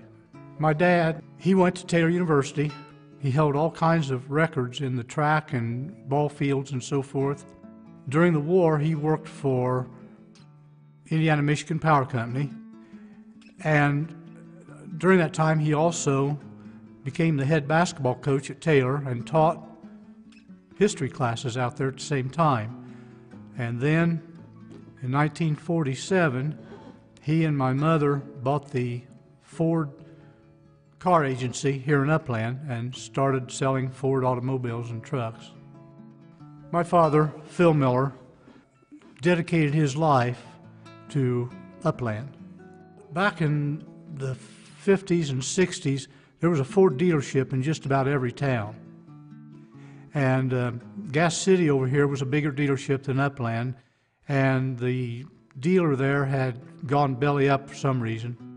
And Ford Motor Company offered to let my dad move the Ford dealership in Upland to Gas City and take over both agencies, which would have been a pretty big dealership in the day. And my dad refused. He said that he wouldn't move Upland dealership to Gas City, but he would take all the mechanics, all the salesmen and everything from Gas City and move them to Upland and keep the dealership open in Upland. And of course, Ford Motor Company wouldn't go for that. They had 3 sons, they didn't have any daughters, and they pushed very hard. They wanted all of us to be school teachers, and we all 3 became school teachers. My granddad taught actually a school over at Muncie before it was Ball State. My grandmother also taught My dad taught out at Taylor, so there was some teaching in the history. When you run a business, it's a 24-hour, 7-day-a-week job, and there's no breaks. And my mother had to be just as much part of it as Dad was, and I think it wore her out. And so they thought that, I don't know, to them, teaching was a better opportunity. My name is Gary Felton. I own Gary's Barber Shop. I love Upland because I was raised here. The only time I've ever been away was the 2 years I spent in the military. Been here ever since. I've been a barber here for 56 years. I was raised by my grandparents. My dad was in the military. I was raised with them till I was 2. But other than that, we ran the streets like the kids. You see the movies of the old days, that's what we were. Played baseball. A whole bunch of us go to the Ball Diamond, play. And if we couldn't get to the Ball Diamond, we'd make our own. I graduated from Jefferson Township High School in 1961. Went to barber school in January of 1962. Finished it in 11 months. Came to Upland and started cutting hair with my grandfather. He had been here 50 years then. Cut hair with him from 1963 to 1966. Uncle Sam decided he couldn't get along without me. We got drafted and sent to Colorado, and I got out there and my platoon sergeant said, "Why didn't you bring your clippers?" I said, "That wasn't on the list." So when I came home on leave the first time, I took the clippers back with me, and I cut hair for 50 cents a head in the barracks. One night I made $80 at 50 cents a head. And I was drafted and gone for 2 years, came back and reopened the barbershop or built a new one, and I've been here ever since. I have cut about every style you can think of, and every position you can think of. Anything from a rolling bed in a hospital to on the floor fighting with a kid. When I first started, you gave basically regular haircuts, shaves, and then they went to the flat tops. And the first haircut I gave in barber school was a flat top. And then when I went in the service, Grandpa quit. He was 80 years old at the time. Then came back, and then we went to the longer hair. But everybody quit but me. At one time we had 4 barbers in Upland, and everybody quit. I was the only one left. Of course, it helped to have tailors. Some guys never went to the long hair, but basically I had to get along with it. And some of the guys I actually went to school with, barber school with, quit, but just because of the long hair. They couldn't do it. I still use the equipment that my grandfather worked on, and it came to town in 1906. And my sales rep says it's the coolest equipment on his route. But I think it came from Elwood, Indiana. It was used, but not very long. I still use the chair, the back bar, the cash register's still there, the shoe shine chair. It's all there. I've seen anyone you can think of. Sometime or another, I've cut their hair. And some of them are well-known people today. Some of them still come back and visit once in a while. But, you know, one day I had a guy in the chair, was the first customer in the morning, and another guy walked in. He said, "Can I get a haircut?" And I said, "Yeah, you can be next." The guy in the chair said, "I can just walk in and get a haircut?" And I said, "No, you got to realize hair is special. I'm into the 5th generation of cutting their hair." I never did tell him I had the next spot open.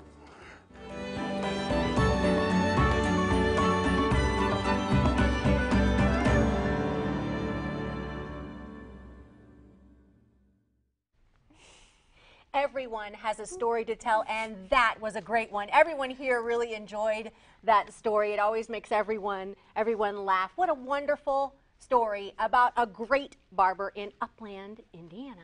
Love it. Thanks for joining us for Now Entering Upland this evening on WIPB. I'm Angie Rapp along with Michelle Kinsey, and we're so happy you could join us to celebrate stories from Upland.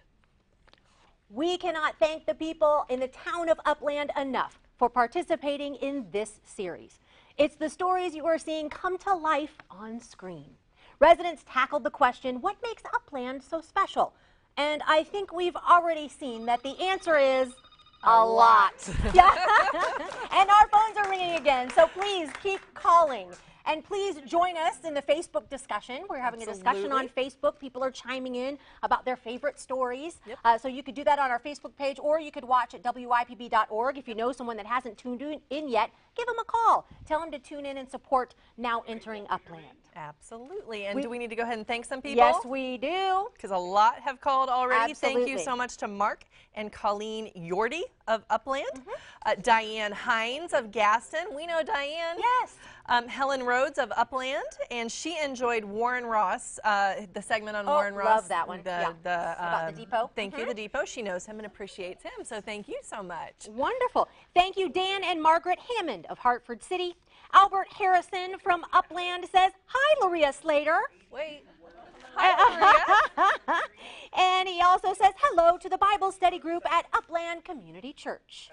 Thank you so much to Alan Winquist from Upland and to Ted Gabrielson from Greenfield. Those phones ringing mean that those people will be the next ones that we thank on the air, and the next one can be you when you call 800-252-9472. Don't forget, for a contribution of $60, you'll receive the Now Entering Upland DVD, or for a gift of support of $108, you'll receive 2 DVDs. Our world is filled with never-ending wonders that amaze, surprise, and delight. For decades, WIPB has been committed to bringing it all home to you. Because when it comes to serving you with great public television, our purpose is clear: to be an invaluable source of news, ideas, and inspiration. Please help ensure that there will always be community-centered programs right here on WIPB. It's not too late to call in your support for programs just like this. Call or go online to WIPB.org. No doubt you've been watching WIPB for a while. Maybe you started out as a kid, like me, or watching with your kids, Sesame Street, Clifford, Curious George, or maybe you discovered great dramas on Masterpiece, or the in-depth news on PBS NewsHour. Maybe you learned something new about your world on Nature or Nova. Maybe tonight you learned a little bit more about your neighbors in Upland. And maybe you never quite got around to becoming a WIPB supporter. Well, this is the perfect time for you to call one of our Upland phone volunteers behind us, or you can go online to WIPB.org. Excuse me. Hello? What are you doing? I'm going over here to talk to probably the biggest cheerleader we have had for Now Entering Upland, and it's Loria Slater. Okay, well, if you don't need me, I'll just take my fancy cup and I'll just move over here. Thank you very much, Michelle, for saying that. Yeah. Well, and why did you feel it was important for the Upland community to get involved in this project? Well, as you are hearing from all of the interviews, it is a great community, and I think a lot of people are unaware of WIPB, and maybe they watch it on TV and aren't thinking that it needs to be supported financially. And so this is a win-win for WIPB and also promotion of our town of Upland. Yeah, not only is Loria extremely involved in her community, but she is also on the advisory board for WIPB and Indiana Public Radio. So we thank you for making that commitment to WIPB and Indiana Public Radio. Well, you're more than welcome. It's just really a lot of fun to be on the board, and this project has been, I told one of the guys that worked with me with some taping, I said, I'm going to quit my day job and do this full time. This is wonderful. Producing is in her future. I love that. I love that. Now, I don't know if people watching are aware. I know that we shared it with the storytellers, but this is the largest Now Entering production we've had to date. What, Luria, does that say about your community? Well, I think it says that they understand the importance of telling about the community as far as keeping our residents that we have and maybe encouraging others to stay. I always, if I work with some Taylor University students, I always say, now, are you sure you really want to live in Chicago or in New York, Indianapolis? Why don't you stay right here in Upland? Yeah, see, I told you, greatest cheerleader ever. All right, so you want to look in that camera and tell everybody to go ahead and call in right now? Yes, please call in. All right, Ange, come on back. Oh, are you sure? Yeah.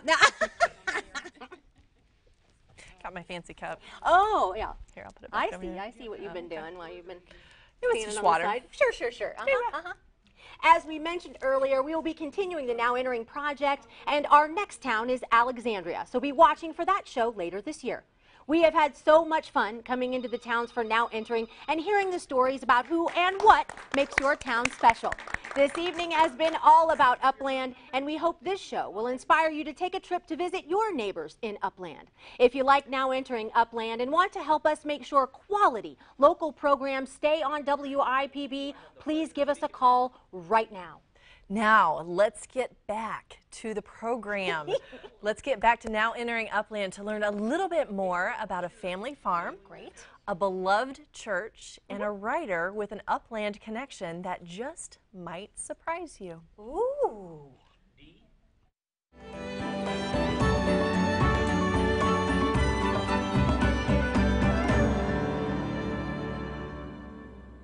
April the 26th, 2006, there was a van accident involving 9 people from Taylor University. There was a trucker northbound on Interstate 69, about 10 miles north of here. We had a van coming back to campus.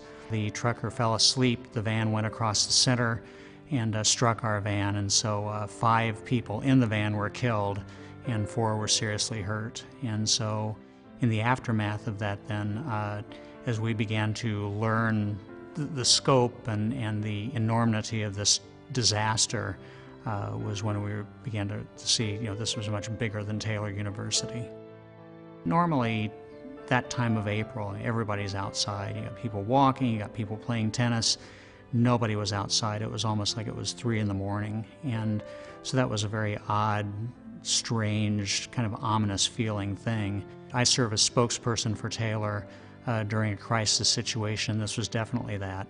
And so we would get a phone call about every 30 minutes or so from a television station in Fort Wayne or a television station in Indianapolis, and they were saying they're on their way. And so we began to see that this was not only an earth-shattering thing for Taylor, but it was a statewide event as well. And so over the course of the next few hours then, we had a number of radio stations from around the country that called us. We had television, newspaper on campus, and so we were realizing that we were going to need to marshal all of our forces to deal with this. And at about 3, maybe 3:15 the following morning then, and I was still here and I took a break, I wondered if there was maybe I could go to a convenience store in Upland and get a Pop-Tart or something. I couldn't go very far, but I was hungry and thirsty and just wanted to get something to eat or drink. And so as I drove north then through town, I passed the Friends Church, and they had that sign, "Taylor, we grieve and pray with you." It's still difficult to talk about and to do it without just saying how deeply moved that we were, because really in just a few hours, the pastor had gone out and done this, taken this act and this gesture that just meant so much to somebody like me, whose job it was to talk about it. But then also just the fact that we had an emergency prayer service that evening, and people from the community, from Upland, from the greater Grant County community, from Marion, the mayor of Marion was there, a number of people from the community who came, parents who came, and so we could really feel that people were coming alongside of us during these just very difficult and dark hours. We had an on-campus memorial service for the people who died in the accident, and of course this was before we realized there had been a misidentification involving two of the people, one who had lived and the other one who had died. But we would not find out about that until 5 weeks after the crash. But this was in the immediate aftermath, about a week and a half, 2 weeks later. And so we had an on-campus memorial service in which each of the families were able to come and share in our grief with us, and we were able to share in their grief with them. But a number of people from the community, from Upland, from around, came out for that evening, and so that was another time that we could really sense that this was something that went, well, and really the first evening we could tell this went way beyond the Taylor University campus, that this was something that had impacted Upland every bit as much as it had us. The Memorial Prayer Chapel at Taylor University was dedicated on April the 26th, 2008, and it was built in memory of the 5 people who died in that accident in 2006. But what they also did, and I think wisely so, was they wanted to make it something that would honor the lives of every person who's ever passed away while they were associated with Taylor, either as a faculty member, a staff member, or a student. And so what we have in there is a series of panels that allows the names of each of these people to be written. And I think something we realized very early on in the process was that as profound as the grief and the pain of the accident was, that pain and anguish was felt by every family who's ever lost a loved one. That this was, as awful as it was, that we did not want to in any way take away from or diminish their loss or suffering as well. And so we wanted to have that chapel be something that served as both a memorial of the events of April the 26th, 2006, but then also something that would honor the lives of all these people who had trusted Taylor University either as an employer or as an educator, and who had passed away while they were with us. During my time at Wandering Wheels, I learned about what a mobile retreat is. They had buses that they called the Possum, named for a marsupial that travels at night and carries its young. They had beds in them, and we could travel overnight and wake up in a new area. It was an exciting thing to do with kids, and I did that 15 years. But I started dreaming about a double-decker bus, how it could be used in ministry, and Wheels wasn't interested in changing their equipment, and so God got us launched back in '87 with a double-decker bus.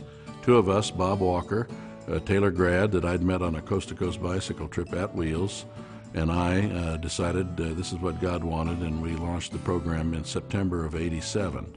We wanted to reach out to the young people as well as the older folks need fellowship too. They need love and a chance to share their burdens and joys as well, which is what the fellowship of the faith is all about. And so we ran with adults, a venerable old group from Grable, Indiana, the Grable Missionary Church, one of our first adult groups. They traveled all over North America with us. But when we had needs, they would come down and help. They would help build the interior of the bus and other groups. We have depended on volunteers all these years to make our program work. And that's just one that I happen to mention. Another one, First Pres from Kokomo we ran with, and Living Stones from Kokomo, another adult group. But then we also ran with youth groups like North Suburban Evangelical Free Church from Deerfield, Illinois. Youth pastor was a Taylor grad, Kevin Conklin, started the program. We've run with him every year for over 30 years. And we got started with Lenawee Christian School out of Adrian, Michigan, doing the same thing, taking their kids on their senior class trip. It's kind of almost a generational thing now. Having been here 45 years, I just can't imagine living anywhere else. I have family here, and of course there's Ivanhoe's. Try a cowabunga burger. I invented it. You have to ask for it, but boy, it's a great town. It's a great town. I love living here. My grandparents moved to the house that I live in today on September the 22nd, 1923. We've lived there ever since. I'm the 3rd generation to live there with my wife. My dad, Dale Spencer, was born there in the house in 1927. My Aunt Helen Spencer Jones, who her husband ran Jones Funeral Home for years, was born in 1928 in the same bedroom. You know, we're just normal, average farm family, probably not today's world, but we have been over the years. Totally diversified livestock, dairy, fair to finish hogs, beef cattle, even have a few chickens and goats, so it's been a good run. And I started a hobby of apples, and it expanded into sweet corn and pumpkins and gourds and whatever else. Anyway, it's called All Summer, and 7 acres of sweet corn, 7 or 8 acres of pumpkins, and 450 apple trees. And I also have about 50 peach trees. Well, my role is growing as we've cut the livestock out. I said I've kind of developed into apples, pumpkins, and sweet corn, and then harvest time I help with harvest, and planting time I sow the wheat and part of the soybean crop. I said I bale all the hay and straw and haul manure, which we still feed cattle, so they produce a lot of manure. I farm with my 2 brothers, Jim and Jason, and our families all live within a mile of one another, 3 miles north of Upland, where we've lived for years. I grew up there and was raised. You know, Upland's kind of changed over time. Whenever I was a young man, there were 3 grocery stores. Hardware store, Ballinger's Hardware, Upland Hardware, still exists, but it's west of town now. I said my Uncle Robert and my Aunt Helen ran Jones Funeral Home. You know, even today I've got 2 brother-in-laws that work at Taylor University and a sister-in-law. I said my Aunt Helen worked there for 26 years. It's a great community. When you go someplace, whether as I said to Hawaii or on a cruise, and people ask you where you're from, I always say Upland, Indiana, the home at Taylor University, and Ivanhoe's, which, you know, if you're close in the state, and even if you're the governor, you know where Ivanhoe's is at. So, yeah, it's just a close-knit community where everybody knows everybody, because it is a small community. And I said it's just a great place to live. I would recommend Upland, Indiana to anybody. My name is Andy Glenser. I'm Executive Director of Community and Family Services. We have been a small not-for-profit in East Central Indiana that empowers people to improve their lives. We work with a lot of people in poverty to try and help them out of poverty. So many of our programs circle around those types of projects. One of the projects we started was Joe on the Go. We were looking for a business that would cross several different age groups, that could help people understand the business model and maybe do some training with them. We started Joe on the Go, and our first one was in Portland, Indiana, and was very successful, and we were looking for another place. We looked at Upland and found a very nice building that we could start in. So we started checking the community out, and we did our business model and saw that it should be profitable to be here. Our workforce is a diverse type situation. Some of the college students work for us. We have local talent that works for us as well. And about a third to a half of our crew is from poverty or not strong means or a way of getting work.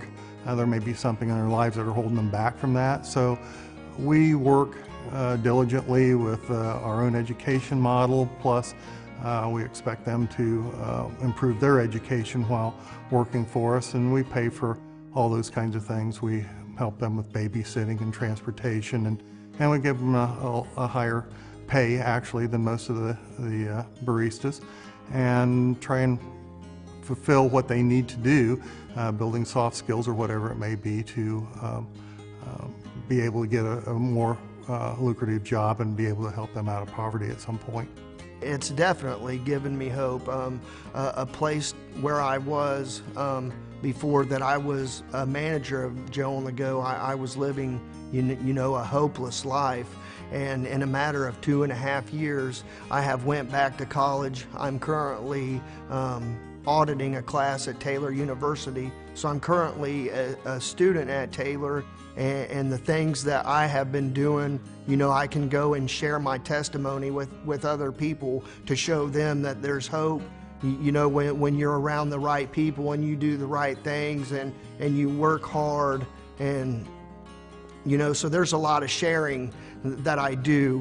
One thing that I've been able to do is I've been to maybe 30 different church services, and I get to share my love for Christ at church services, and I go and share my testimony in recovery. And Taylor University had filmed a documentary on my story and my walk, you know, at Joe on the Go and all the things that are happening. But I was 2.5 years ago, I couldn't manage my life, and now I'm managing $300,000, you know, worth of business, and I'm head of maybe 25 employees. So, you know, the success that I've gained through a short amount of time, you know, is definitely hope for someone else never to give up. The Upland community has definitely showed me a lot of love. We have a lot of Upland residents and what we call regular customers, to where we learn their names and we know their drinks. So when they come in the store or through the drive-through, we already know, you know, what they're going to get. So, you know, just building those relationships in a small town makes everything, you know, a lot more personal. And that's one thing that I really appreciate about Upland. The Upland community has been very, very supportive of Joe on the Go. It's amazing to me how welcoming they have been and how supportive. When we do something different, there will be a lot of people there, almost overwhelming at sometimes, but that's always good. I'm going to tell you about the Jefferson Township Schools Memorial Park in Upland. I call it the Memorial Park because it is in memory of all the graduates that went to Jefferson Township Schools, but it also included the Upland and the Matthews High Schools. It began when 4 classmates at a class reunion decided it would be nice to build a memorial park where the high school used to be. At the entrance to the park, you'll see a sign that says Jefferson Township Schools. That was at the very top of the Jefferson Township High School building. When the building was destroyed, people came and took the bricks like they do whenever they tear down a building, and there was a man that took that sign and he kept it in one piece. It's a beautiful park. It has entrance as a pergola. We call it the Hess Pergola, and it's in honor of his grandchildren. He's a former classroom teacher. At the far end of the park, there is a column of blocks with a bell at the top that is the bell from the original Upland High School. At the top, there are bricks from the Matthews High School, the Upland High School, and the Jefferson Township High School at the very top. And the bell still works. People seem to like to go in there and ring the bell. There are 2 walls in the park. The south wall has plates that list all the graduates from the Matthews High School up until 1934, and that wall also contains all the graduates from the Upland High School to 1934. The north wall has plaques that go from 1935 to 65, which is when it was Jefferson Township Schools. The class of 65, the class I am a member of, is the last class, so we're all the youngest at 71 at the alumni banquet. The Upland Historical Society has a tour, and they usually involve 3rd and 4th graders. And they go different parts of the community, and they also walk down to the Jefferson Township Memorial Park before they walk back to the elementary school. When we were preparing those students, we try to get them, be sure you know the name of your mother, your grandmother, and your great-grandmother's maiden name, because those would be the names to look for in the park. And so they come and they scamper around looking for a brick that might have their name, or they try to find the name on the plates of the north and south memorial walls. If you're from Upland, go visit the park. If you haven't visited it for a very few years, I think you'll be surprised on how nice it looks. It's very well kept by the town. I'm connected to Upland, Indiana because I lived the first 20 years of my life here in the school system and in this church. It was this church where I had a spiritual experience, conversion, and then on May 15, 1958, was baptized here in this church. Sunday morning, 11 o'clock, an 11-year-old trying to follow a sermon was a difficult thing. And so there were many Sunday mornings sitting in about the 5th bench over here with my parents, zoning out because I had no idea what the preacher was saying. I would slide down a little bit and give it one of these and look up. And there I found a tic-tac-toe puzzle and could play fantasy tic-tac-toe until the guy up front quit talking. And that's how I and many of my friends made it through those Sunday mornings when we really didn't understand the theology, the eschatology, the prophecy. We didn't know what all that was, but we were here and we were enjoying the fellowship and the friendship that we had here. We just didn't really know what was happening Sunday morning. Well, we were good kids, but we were kids. And in those times when we had to find a way to get through the moment, and we would relax and throw the hands behind our head, it would be a jab in the ribs from a mother, and that would bring us back to reality, and then we were good kids again. Well, the congregation that I remember has grown 60 years older from 1958 to 2018, and has moved out of the building because it has grown. So it's in a factory here in Upland, and it makes sense. They continue to grow. It's a wonderful thing. Leaves this building to repurpose. And my hope is, over time, that it becomes a performing arts center, a community center, a place where people can come and fellowship and take cooking classes or whatever the interesting thing is at the moment. With a high school here and a university here, there are a lot of students who need a place to try their craft. So this would be a wonderful place to play that contest piece or that recital piece. So in terms of the arts, an art exhibit, a music performance, a gathering place for people in the community, it could work for that, and I hope it does. Those of us who were born here in the 40s and who went to school here in the 50s and the 60s, we love this place. This is home. This is where we had our formative years, in school, in church. And we have high hopes for Upland.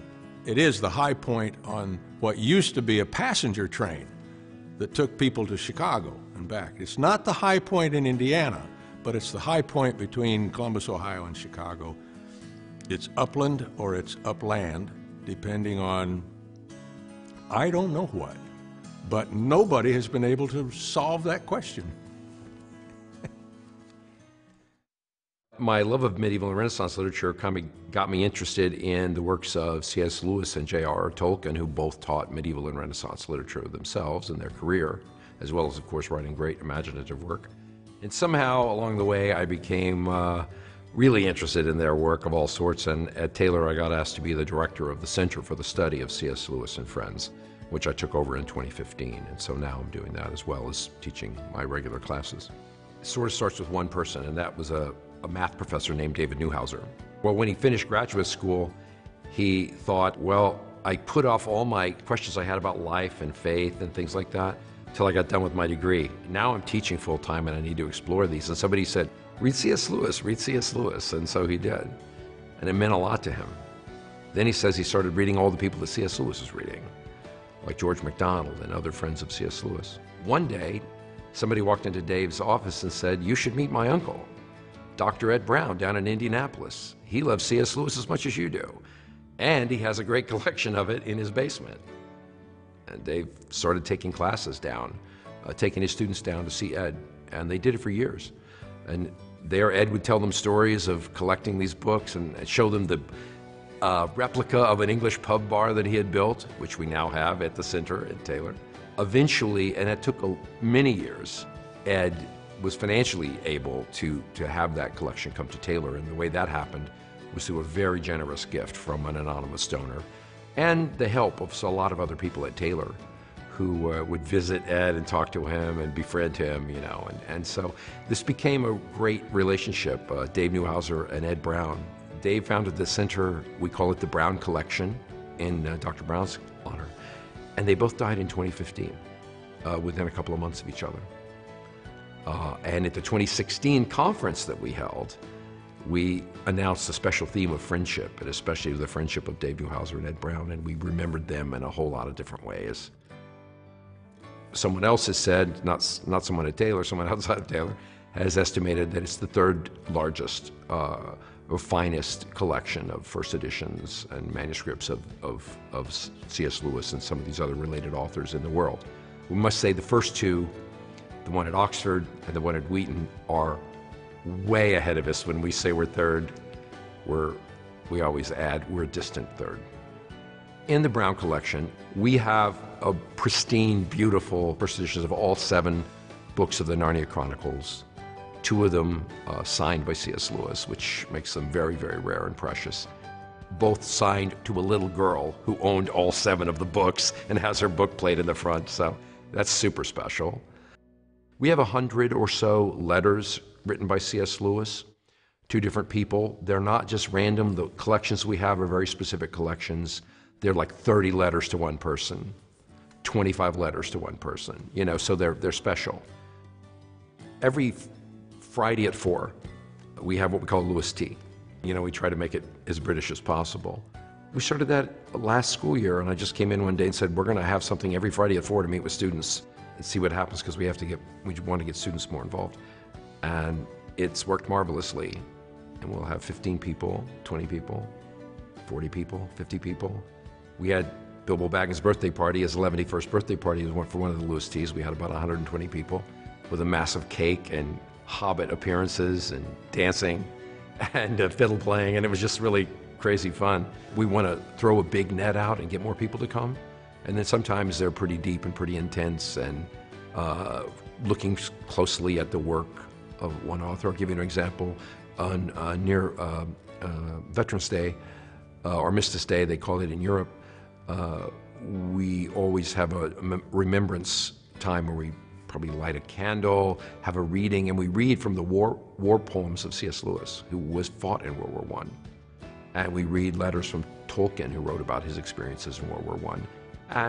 And more generally, we talk about that. So there's a whole variety of things we do. The coolest thing of all is, when we started, I was kind of planning most of it and making it happen. But the goal was, and the dream was, that it would be student run, student planned, and student presented. And we have now reached that stage. So the students are doing most of the planning, most of the presenting, most of the programming, and it's pretty cool.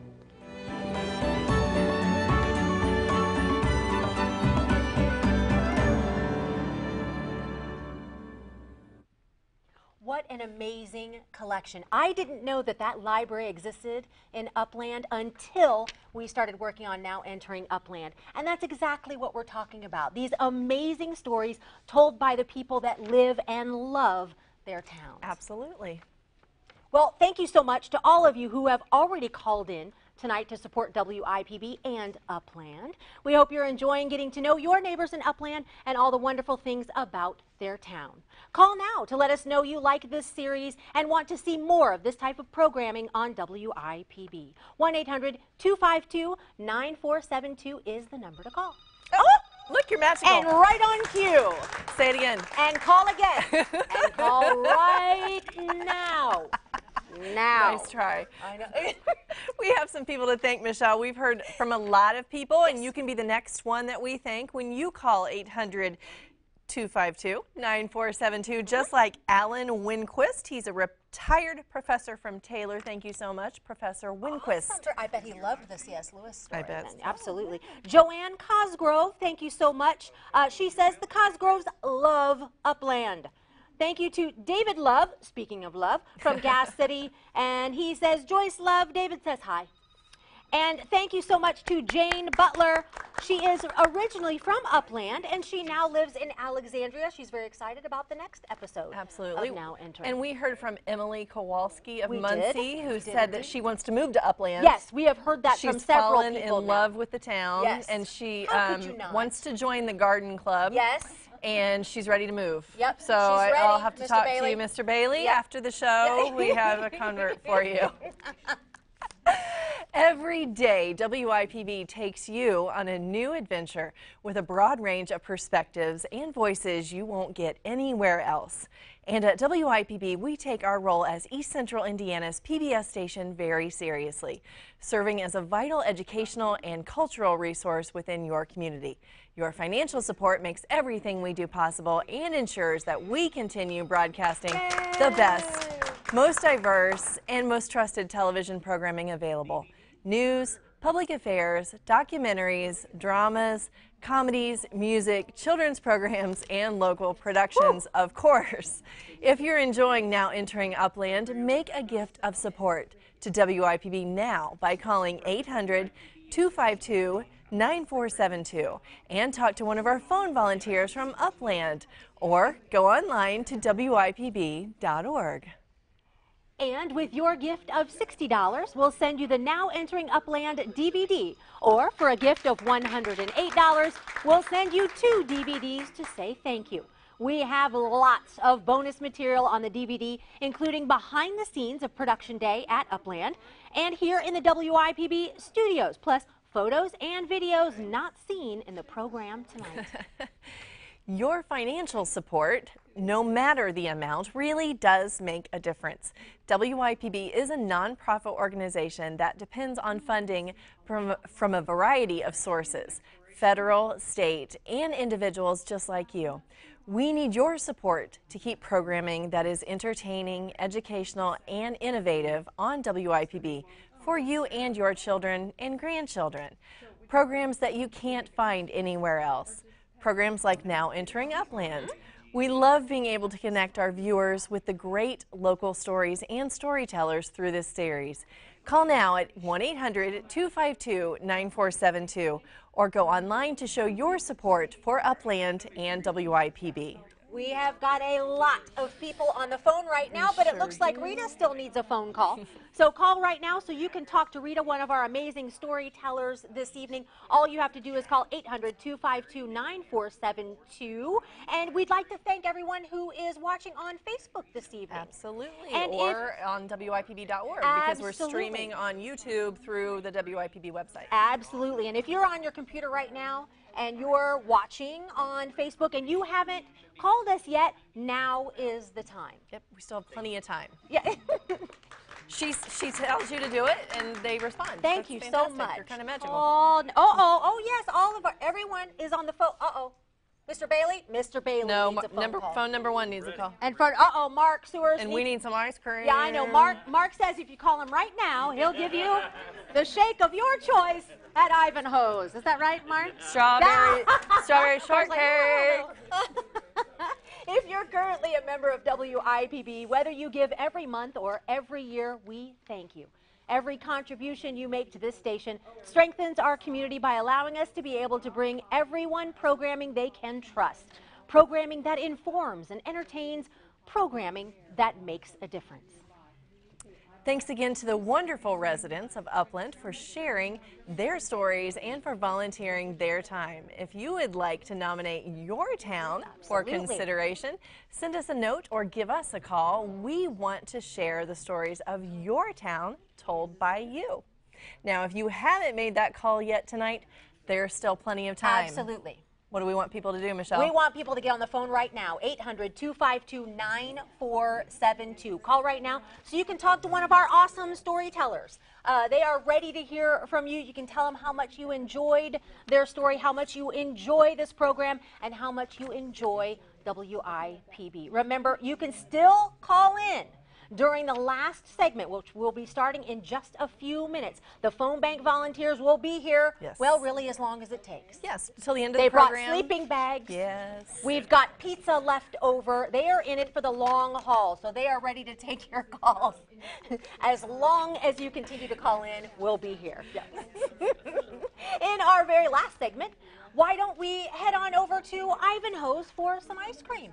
That sounds great. Yeah, but how are we going to choose from all those flavors? I have no idea, but I cannot wait to hear about all of them. 100 of them. So please go ahead. Keep calling even through the segment. We want to hear from you. Our Upland phone bank wants to hear from you. So please give us a call right now, 800-252-9472. And thank you.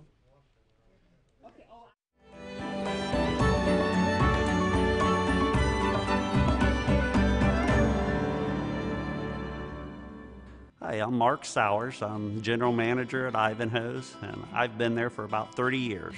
Ivanhoe's was bought by Ivan and Carol Slane in 1965. It was just a small little drive-in that you'd walk up to the front counter and place your order. They had strawberry, chocolate, and vanilla was the only 3 flavors that they had. And over the years, they would close during the winter time, and Carol would always try to think up new flavors through the winter. And then each spring they'd open up with these new flavors. And when she reached 100, she thought that was a good number, and they just stopped there. The most popular is the mint chocolate chip. We sell a lot of mint chocolate chip ice cream. I'm talking anywhere from 20 to 25 tubs of 3 gallons ice creams a week of the mint chip. That is used in a lot of shakes. It's not just a mint chip shake, but we have shakes named after Taylor, and one of them is a Trojan 2 shake, and that has the mint chip ice cream in it. The Grasshopper has mint chip. So mint chip is a big seller, but it's used in several different shakes. The most popular sundae, you won't believe, it's the hot fudge sundae. We sell a lot. That's our #1 sundae, and then the following close behind is a turtle sundae. Ivanhoe's has been a family-ran restaurant. Ivan and Carol has one son, Mark. His son, Heath, had worked there for a little while, but it's been a family-owned restaurant, and a lot of people like me who's been there for 30 years. We have several that's been there for a little over 20 and everything, but we've just become a tight-knit family. One of the things that makes Ivanhoe special is the family atmosphere for their customers. You can take your family and go to the movies, and you gotta be quiet, don't say nothing. But you can come to Ivanhoe's and you can sit down and eat a meal and have this fun ice cream flavors and sit down and make memories with your family. And those are a lifetime to cherish. One of the big times here at Ivanhoe's in the last probably 4 years was the Huffington Post did an article on the one thing that you should do in all 50 states. And for the state of Indiana, it was you should come and visit Ivanhoe's. So that was a big aha moment for us that, wow, we made the Huffington Post, and we made the one thing that you should do in Indiana, and that was a big honor for us, and puts a lot of responsibility on us that we want to continue that when people come in to visit Ivanhoe's, they can leave saying, that's right, that article in the Huffington Post was correct. Back in the early 70s, there was a gentleman who went to Taylor, and on his own, he had decided that he was going to take a challenge and do all 100 of Ivanhoe shakes. And he just did it and just kept it to himself. Well, then in the 80s, he had a friend that was going to go to Taylor. He said, hey, you need to take on this Ivanhoe's 100 challenge that I created. The whole 4 years you're at Ivanhoe's, you need to try all 100 shakes. So he did that, and on his last day of getting his 100th item, he had the Taylor newspaper and all of his friends come, and they did this big thing, and his name was Wesley, And they had took his picture, and after it, they mounted it on the plaque for him. He started thinking that, he should do more with this. So he sent the story to Carol and sent the plaque with his picture on it and says, I think you guys should start the Ivanhoe's 100 Challenge. So we started kicking it around, and we came up with rules and everything, and came up with a punch card, and we created the Ivanhoe's 100 Club. And you try all 100 shakes or all 100 sundaes, and then when you get it completed, you turn in your card and your name goes on the plaque, and you get this t-shirt that we designed that says the Ivanhoe's 100 Club. The plaque that he had, it had 10 names on it. We filled that up real fast, and we've purchased a bigger one. I think it holds somewhere close to 30 or more, and we filled it up, and we're working on our second one. So we've had quite a few complete that, and the biggest thing is we had a father and a daughter that did that, and so it made a nice, he said it was made experiences again with him and his daughter that he will never forget. And we had a group of women that had graduated from Purdue, I think, and some of them lived in Fort Wayne and some lived in Indy, and so they met at Ivanhoe's, and these are women in their 70s, and they decided they were going to do the Ivanhoe's 100 Challenge, and they would spend the whole day there from 10 o'clock until sometimes 7 o'clock at night chit-chatting, and they would order 2 and 3 sundaes at a time so they could complete the 100 Club. So it's just a nice, fun thing, again, making memories. I'm the principal at Eastbrook South Elementary, and I chose Upland and Eastbrook because I grew up in the county and always heard great things about Eastbrook, and you kind of learn the culture of the different county schools. And when I saw that there was an opening for a principal position over here, I was excited to be in an elementary building because that's where I had spent most of my teaching. I taught for 13 years before becoming a principal. And so when I saw Eastbrook Elementary, I was excited about the elementary opening, but also excited about the community of Eastbrook and Upland because it's a nice blend of several things that kind of represent my life experiences. I have 2 parents that are both college professors, and I knew that Taylor University has a big influence in the school, and they're very close, so they can be very involved. Some of my teaching experience was a little bit more urban, inner city, so I did get to work with kids who maybe don't have the same resources as other kids, and I felt like those kids are everywhere. I knew they'd be at Eastbrook too. And so the variety of life experiences, teaching experiences, I just knew that blend would be at Eastbrook. So I knew it was very much a community that was involved in all those areas, and the kids represent that variety that I love. The school and the community have a lot of interaction. There are several different programs that come from the community or through the community. One of the bigger ones is Kids Hope. Person will volunteer 1 hour a week, and they come and they meet with a student. They mentor them, they may help them with academics, they might play a game with them, just interacting, being someone that's there to listen, to care, just to give them some one-on-one attention that they may or may not get elsewhere. We also have the Taylor football team comes in every Tuesday, Thursday after school and does an activity for about an hour with 4th and 5th grade boys. They play for a half an hour, just do some physical movement, but then they have a half hour they pretty much talk and just listen to the students. Again, gives them some of that listening ear, just some of that attention that kids need. Something you learn when you work at different schools, that kids are kids. Everywhere you go, they need to know somebody believes in them. They need to know that they do have strengths, and we just need to help them find their strengths, what they're good at, what they're interested in, help them get there. I just feel like even the community, they all come together, and kids have said it, teachers have said it, parents have said it. They really do care about me at Eastbrook, is how the students feel. So that's a neat thing to hear, and even hear that students really do care and come together and do what it takes to help them be as successful as they can be. Our community has a lot of kids, a lot of young kids, and a lot of them just wander around the streets. And so there were some junior high kids years ago out just throwing rocks, not being very polite about it, and they hit a younger kid in the head with a rock and caused a skull fracture. And he had to be taken to Riley Hospital, and it was pretty awful. And he survived and is fine, But after that incident, Mike and Steve Manganello went to the town board and said, we want to do something for the youth. We want to get the teens off the street. So they asked for support from the town board and asked for the zoning needed. And then they came to Troy and to me, and they asked us to come visit, and they had flagged off an area of their land. And they said, we want to build a big building here called the Red Barn, and if we build it, will you be the director? We want to have some place for the teens to come so they'll get off the streets. The Red Barn is for and after school drop-in center for teenagers. Like in the morning, we have a bus stop, pick up around 20-25 kids every morning. Have a Red Barn mom there to put food out for them each morning. So they'll have Pop-Tarts, milk, cereal. They make cool little bowls of macaroni and cheese. They love that because they can make it in the microwave themselves, and then they take it to school with them on the bus. Every afternoon then, we have 6th graders start walking up from the elementary school and get there at 2:55. At 3:20 then, the high school and junior high buses come. There's 2 buses. So most afternoons we're going to have 50 to 60, 70 kids.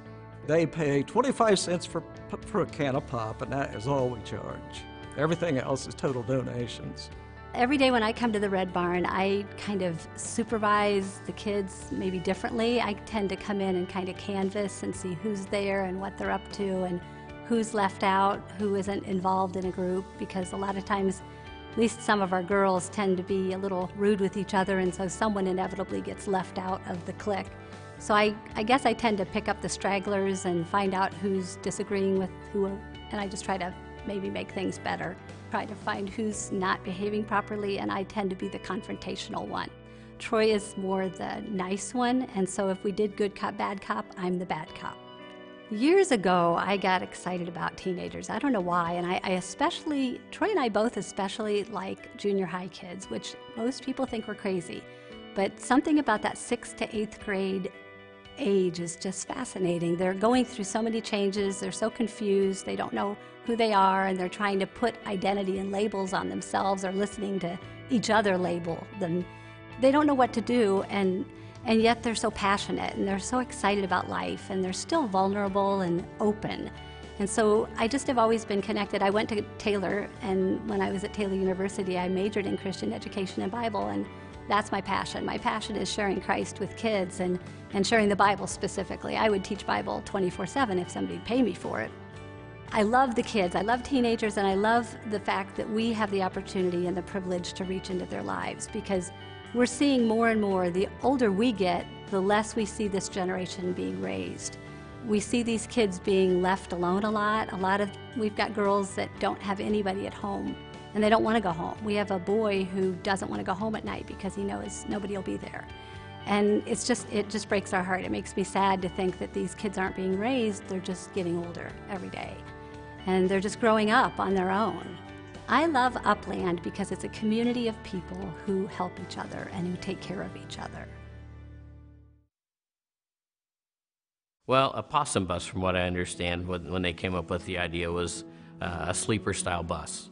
The seats would fold out, and they'd have different arrangements in the bus to have sleeping arrangements as they travel. So you could buzz down the road, and the participants could be sleeping as you make your way to a destination. We have a double-decker bus, which, if you think of like the bus in London, good-sized bus, and the kids being upstairs and throughout the bus. As they travel, they get to spend time together. And that's what youth like to do. That's what adults like to do. They have fellowship, the uniqueness of Wandering Wheels and for trips. And those turn into unique ways to reach youth, because as you travel, they're in like bench-type seats, so kids are facing each other. You could have times where you sing, the kids could fellowship together. You could use as time for devotions. The journey is sometimes the big deal. We take a group of students to Florida every year for a retreat. We go to a camp, we do service projects, we go to the beach, we have a lot of fun time and fellowship and worship together. It is kind of a life-changing event, a highlight of our youth ministry every year. During spring break in 2008, we are headed out. We've got 2 buses. We have kids, about over 60 kids, and with our drivers and leaders, we have over 70 people, so we ended up having to take 2 buses. We're going toward Florida. We're still in Indiana. We're just south of Columbus, and the bus ahead of us, that could go faster than our double-decker bus called us on the phone and said, hey, we're in a traffic jam, and if you guys could detour off, you could probably save some time. So we decided we would jump off on a state road, and so we head down the state road, and we hadn't realized the day before there'd been a big storm, a lot of rain. So we get on the state road and it's flooded, and then the state road's detoured, and we really don't even like to travel much on state roads with a double-decker bus, let alone a county road. So we're detoured onto a county road. Right now we're in a situation we're not real comfortable with, and we're going down the county road, and we kind of go up a small hill, and as we're going up the hill, a pickup truck's headed toward us, and he's going a little faster than he should be, taking up a little more of the road than he should be. And our driver instinctively tries to move over to the right to give him more room, and when he does, the right front wheel just breaks off the edge of the road. We're not going that fast, and everything seemed to go in slow motion. You could just feel like the bus is just sucked into the ditch, and you feel the bus leaning over, and we come to a stop, and it seems like the bus is like at a 45-degree angle or more. Getting all of the kids to try to set on the left side of the bus because we're afraid the bus is going to tip over. All the exit doors are on the right-hand side of the bus, and that's the side we're leaning against, and we can't get out of the bus. The emergency exits, actually the windows on the side of the bus and the lower side open up. So we start unloading the youth out of the side of the bus, out of the windows, and into the front yard of these people's homes where this happened. The bus is leaning against a tree. The homeowner comes home, and he's, here we have, all these kids in his front yard and his bus in his ditch, and he comes over and starts talking to me, and he says, that tree right there, the bus is leaning against, and he points over in the yard and he says, there's this big limb. And he says, that limb probably went through your windshield. It blew off yesterday. And we're thinking, wow, how's this happen? And we look at how the bus is leaning against the tree, and we're thinking, we have glass on the side of the bus at the top, and just the way the bus is leaning against a tree, if it had stopped or leaned in a different spot, it would have broke one of those windows, and our trip would have been done. We couldn't take a bus, with a big part of the window missing at the top. About that time, a couple of volunteer firemen show up, and they happen to be down the road, and they see us, and they said, hey, you could take all these kids down to our fire department. We've got a big room that they can wait in and watch TV and stuff until you guys can get the bus out of the ditch. So the other bus arrived, loaded all the kids up, and they took them over to the fire station. A couple wreckers show up, and these guys get out, and I'm wondering, if they're going to be able to do this or not. And they were amazing. They were able to pull the bus out without it falling over. We look over the bus, and there's no damage to the bus at all. And so we decide, well, I guess we'll take the bus and head over to the fire station and pick up the kids and be on our merry way. And so we get in to start to drive the bus, and it shakes violently because of the wheels on the right side are just so packed with mud. I couldn't drive it over 30 miles an hour. So fortunately, the fire station was only a few miles away. I got over there, and I'm thinking, where am I going to get, a means to be able to get this mud out of the wheels of this bus out here in the middle of nowhere, So the fire station was the Waynesville Volunteer Fire Department out here in the middle of the country. And so when I pulled in the fire station, I went in and talked to one of the firemen. I said, you guys have like a pressure washer or something you can blow the wheels out, or help us try to get the mud out of these wheels. And I said, we got something better than that. We've got the fire hoses, that we can blow the mud out of the wheels. And it was, wow. So pull the bus around. They use these fire hoses, a massive amount of water and pressure, and blows all the mud out of the wheels of the bus. And we're able to load up and head on to Florida. Amazing, that all of these events that we look at as circumstance, God was looking out for us. His protection of us, the bus, no one injured, the provision for, the right tree to lean against. for volunteer firemen to show up for a place for the students to go, for us to be able to, get the wheels washed out. All these, like we think, small details, these aren't just circumstances. God was definitely looking out for us. I'm Beth Lamacchio from Anderson, Indiana, and I came up here. Leland Bourne is my cousin, and I gutted his house out and made it into a bed and breakfast. He moved his factory up here to Upland, and he bought the farmhouse. It was empty. He'd been empty quite a while. It had animals in the basement. Loretta loved people, and she loved animals. And she had such a soft heart. She did so much for everyone. And even a deer that got hit out in front of the house, she took it in the family room and nursed it to health. She was just a remarkable lady. And she was the people lover, and Leland's the businessman. A good combination. In Oklahoma, the soil is a red clay color, and when the sun shines on it, it makes all the building have a light pink reflection. And that was one of Loretta's favorite childhood memories. So he painted all his barns pink. And they were getting older, and I think one of the things was Leland had had knee replacement, and all the bedrooms were upstairs. And Loretta said, well, I'd like to move on the other side of the lake, still on the farm, if I could only have as much storage as I have here. And that's quite a challenge, because the old farmhouse has a full attic and a basement. Well, it was probably August 2010. Actually, they took me on a trip, and I wondered what was going on. And they asked if I would consider making the house into a bed and breakfast. And I've never been to a bed and breakfast, so I was a little leery. Where do you start? But I love decorating and sewing and painting and everything, so I went home and thought about it. And I ran into a friend that has the bed and breakfast in Anderson. And she gave me her cookbook and gave me lots of direction. And so I said I would do it as long as I could. And here I still am, enjoying it every minute, and feel so fortunate that I'm able to do it. We took the coat closet and made a bathroom, a half bath out of it.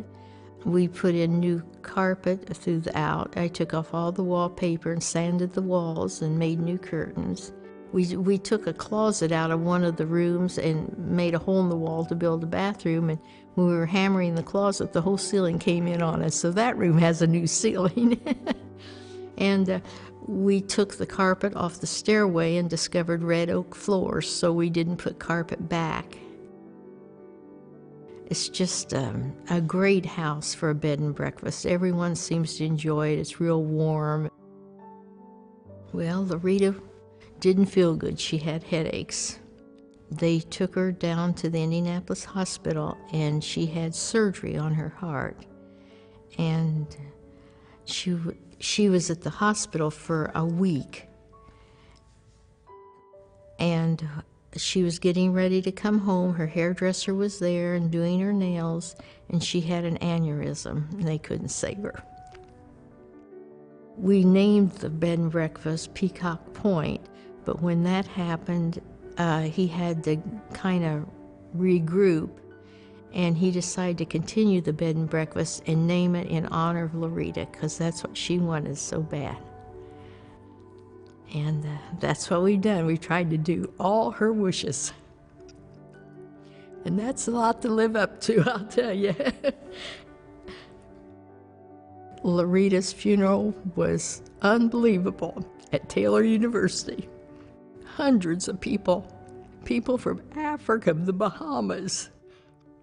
And it's amazing how many people she sent to college and never even told her husband. One of the ladies said that she paid her way in college on the condition that Taylor not tell her where the money came from. But she was pretty determined, and she found out. But it changed her whole life. Full of joy and laughter, she could see the positive in everything. Wonderful entertainer, a great cook. She just had so much love to give. You couldn't help but just adore her.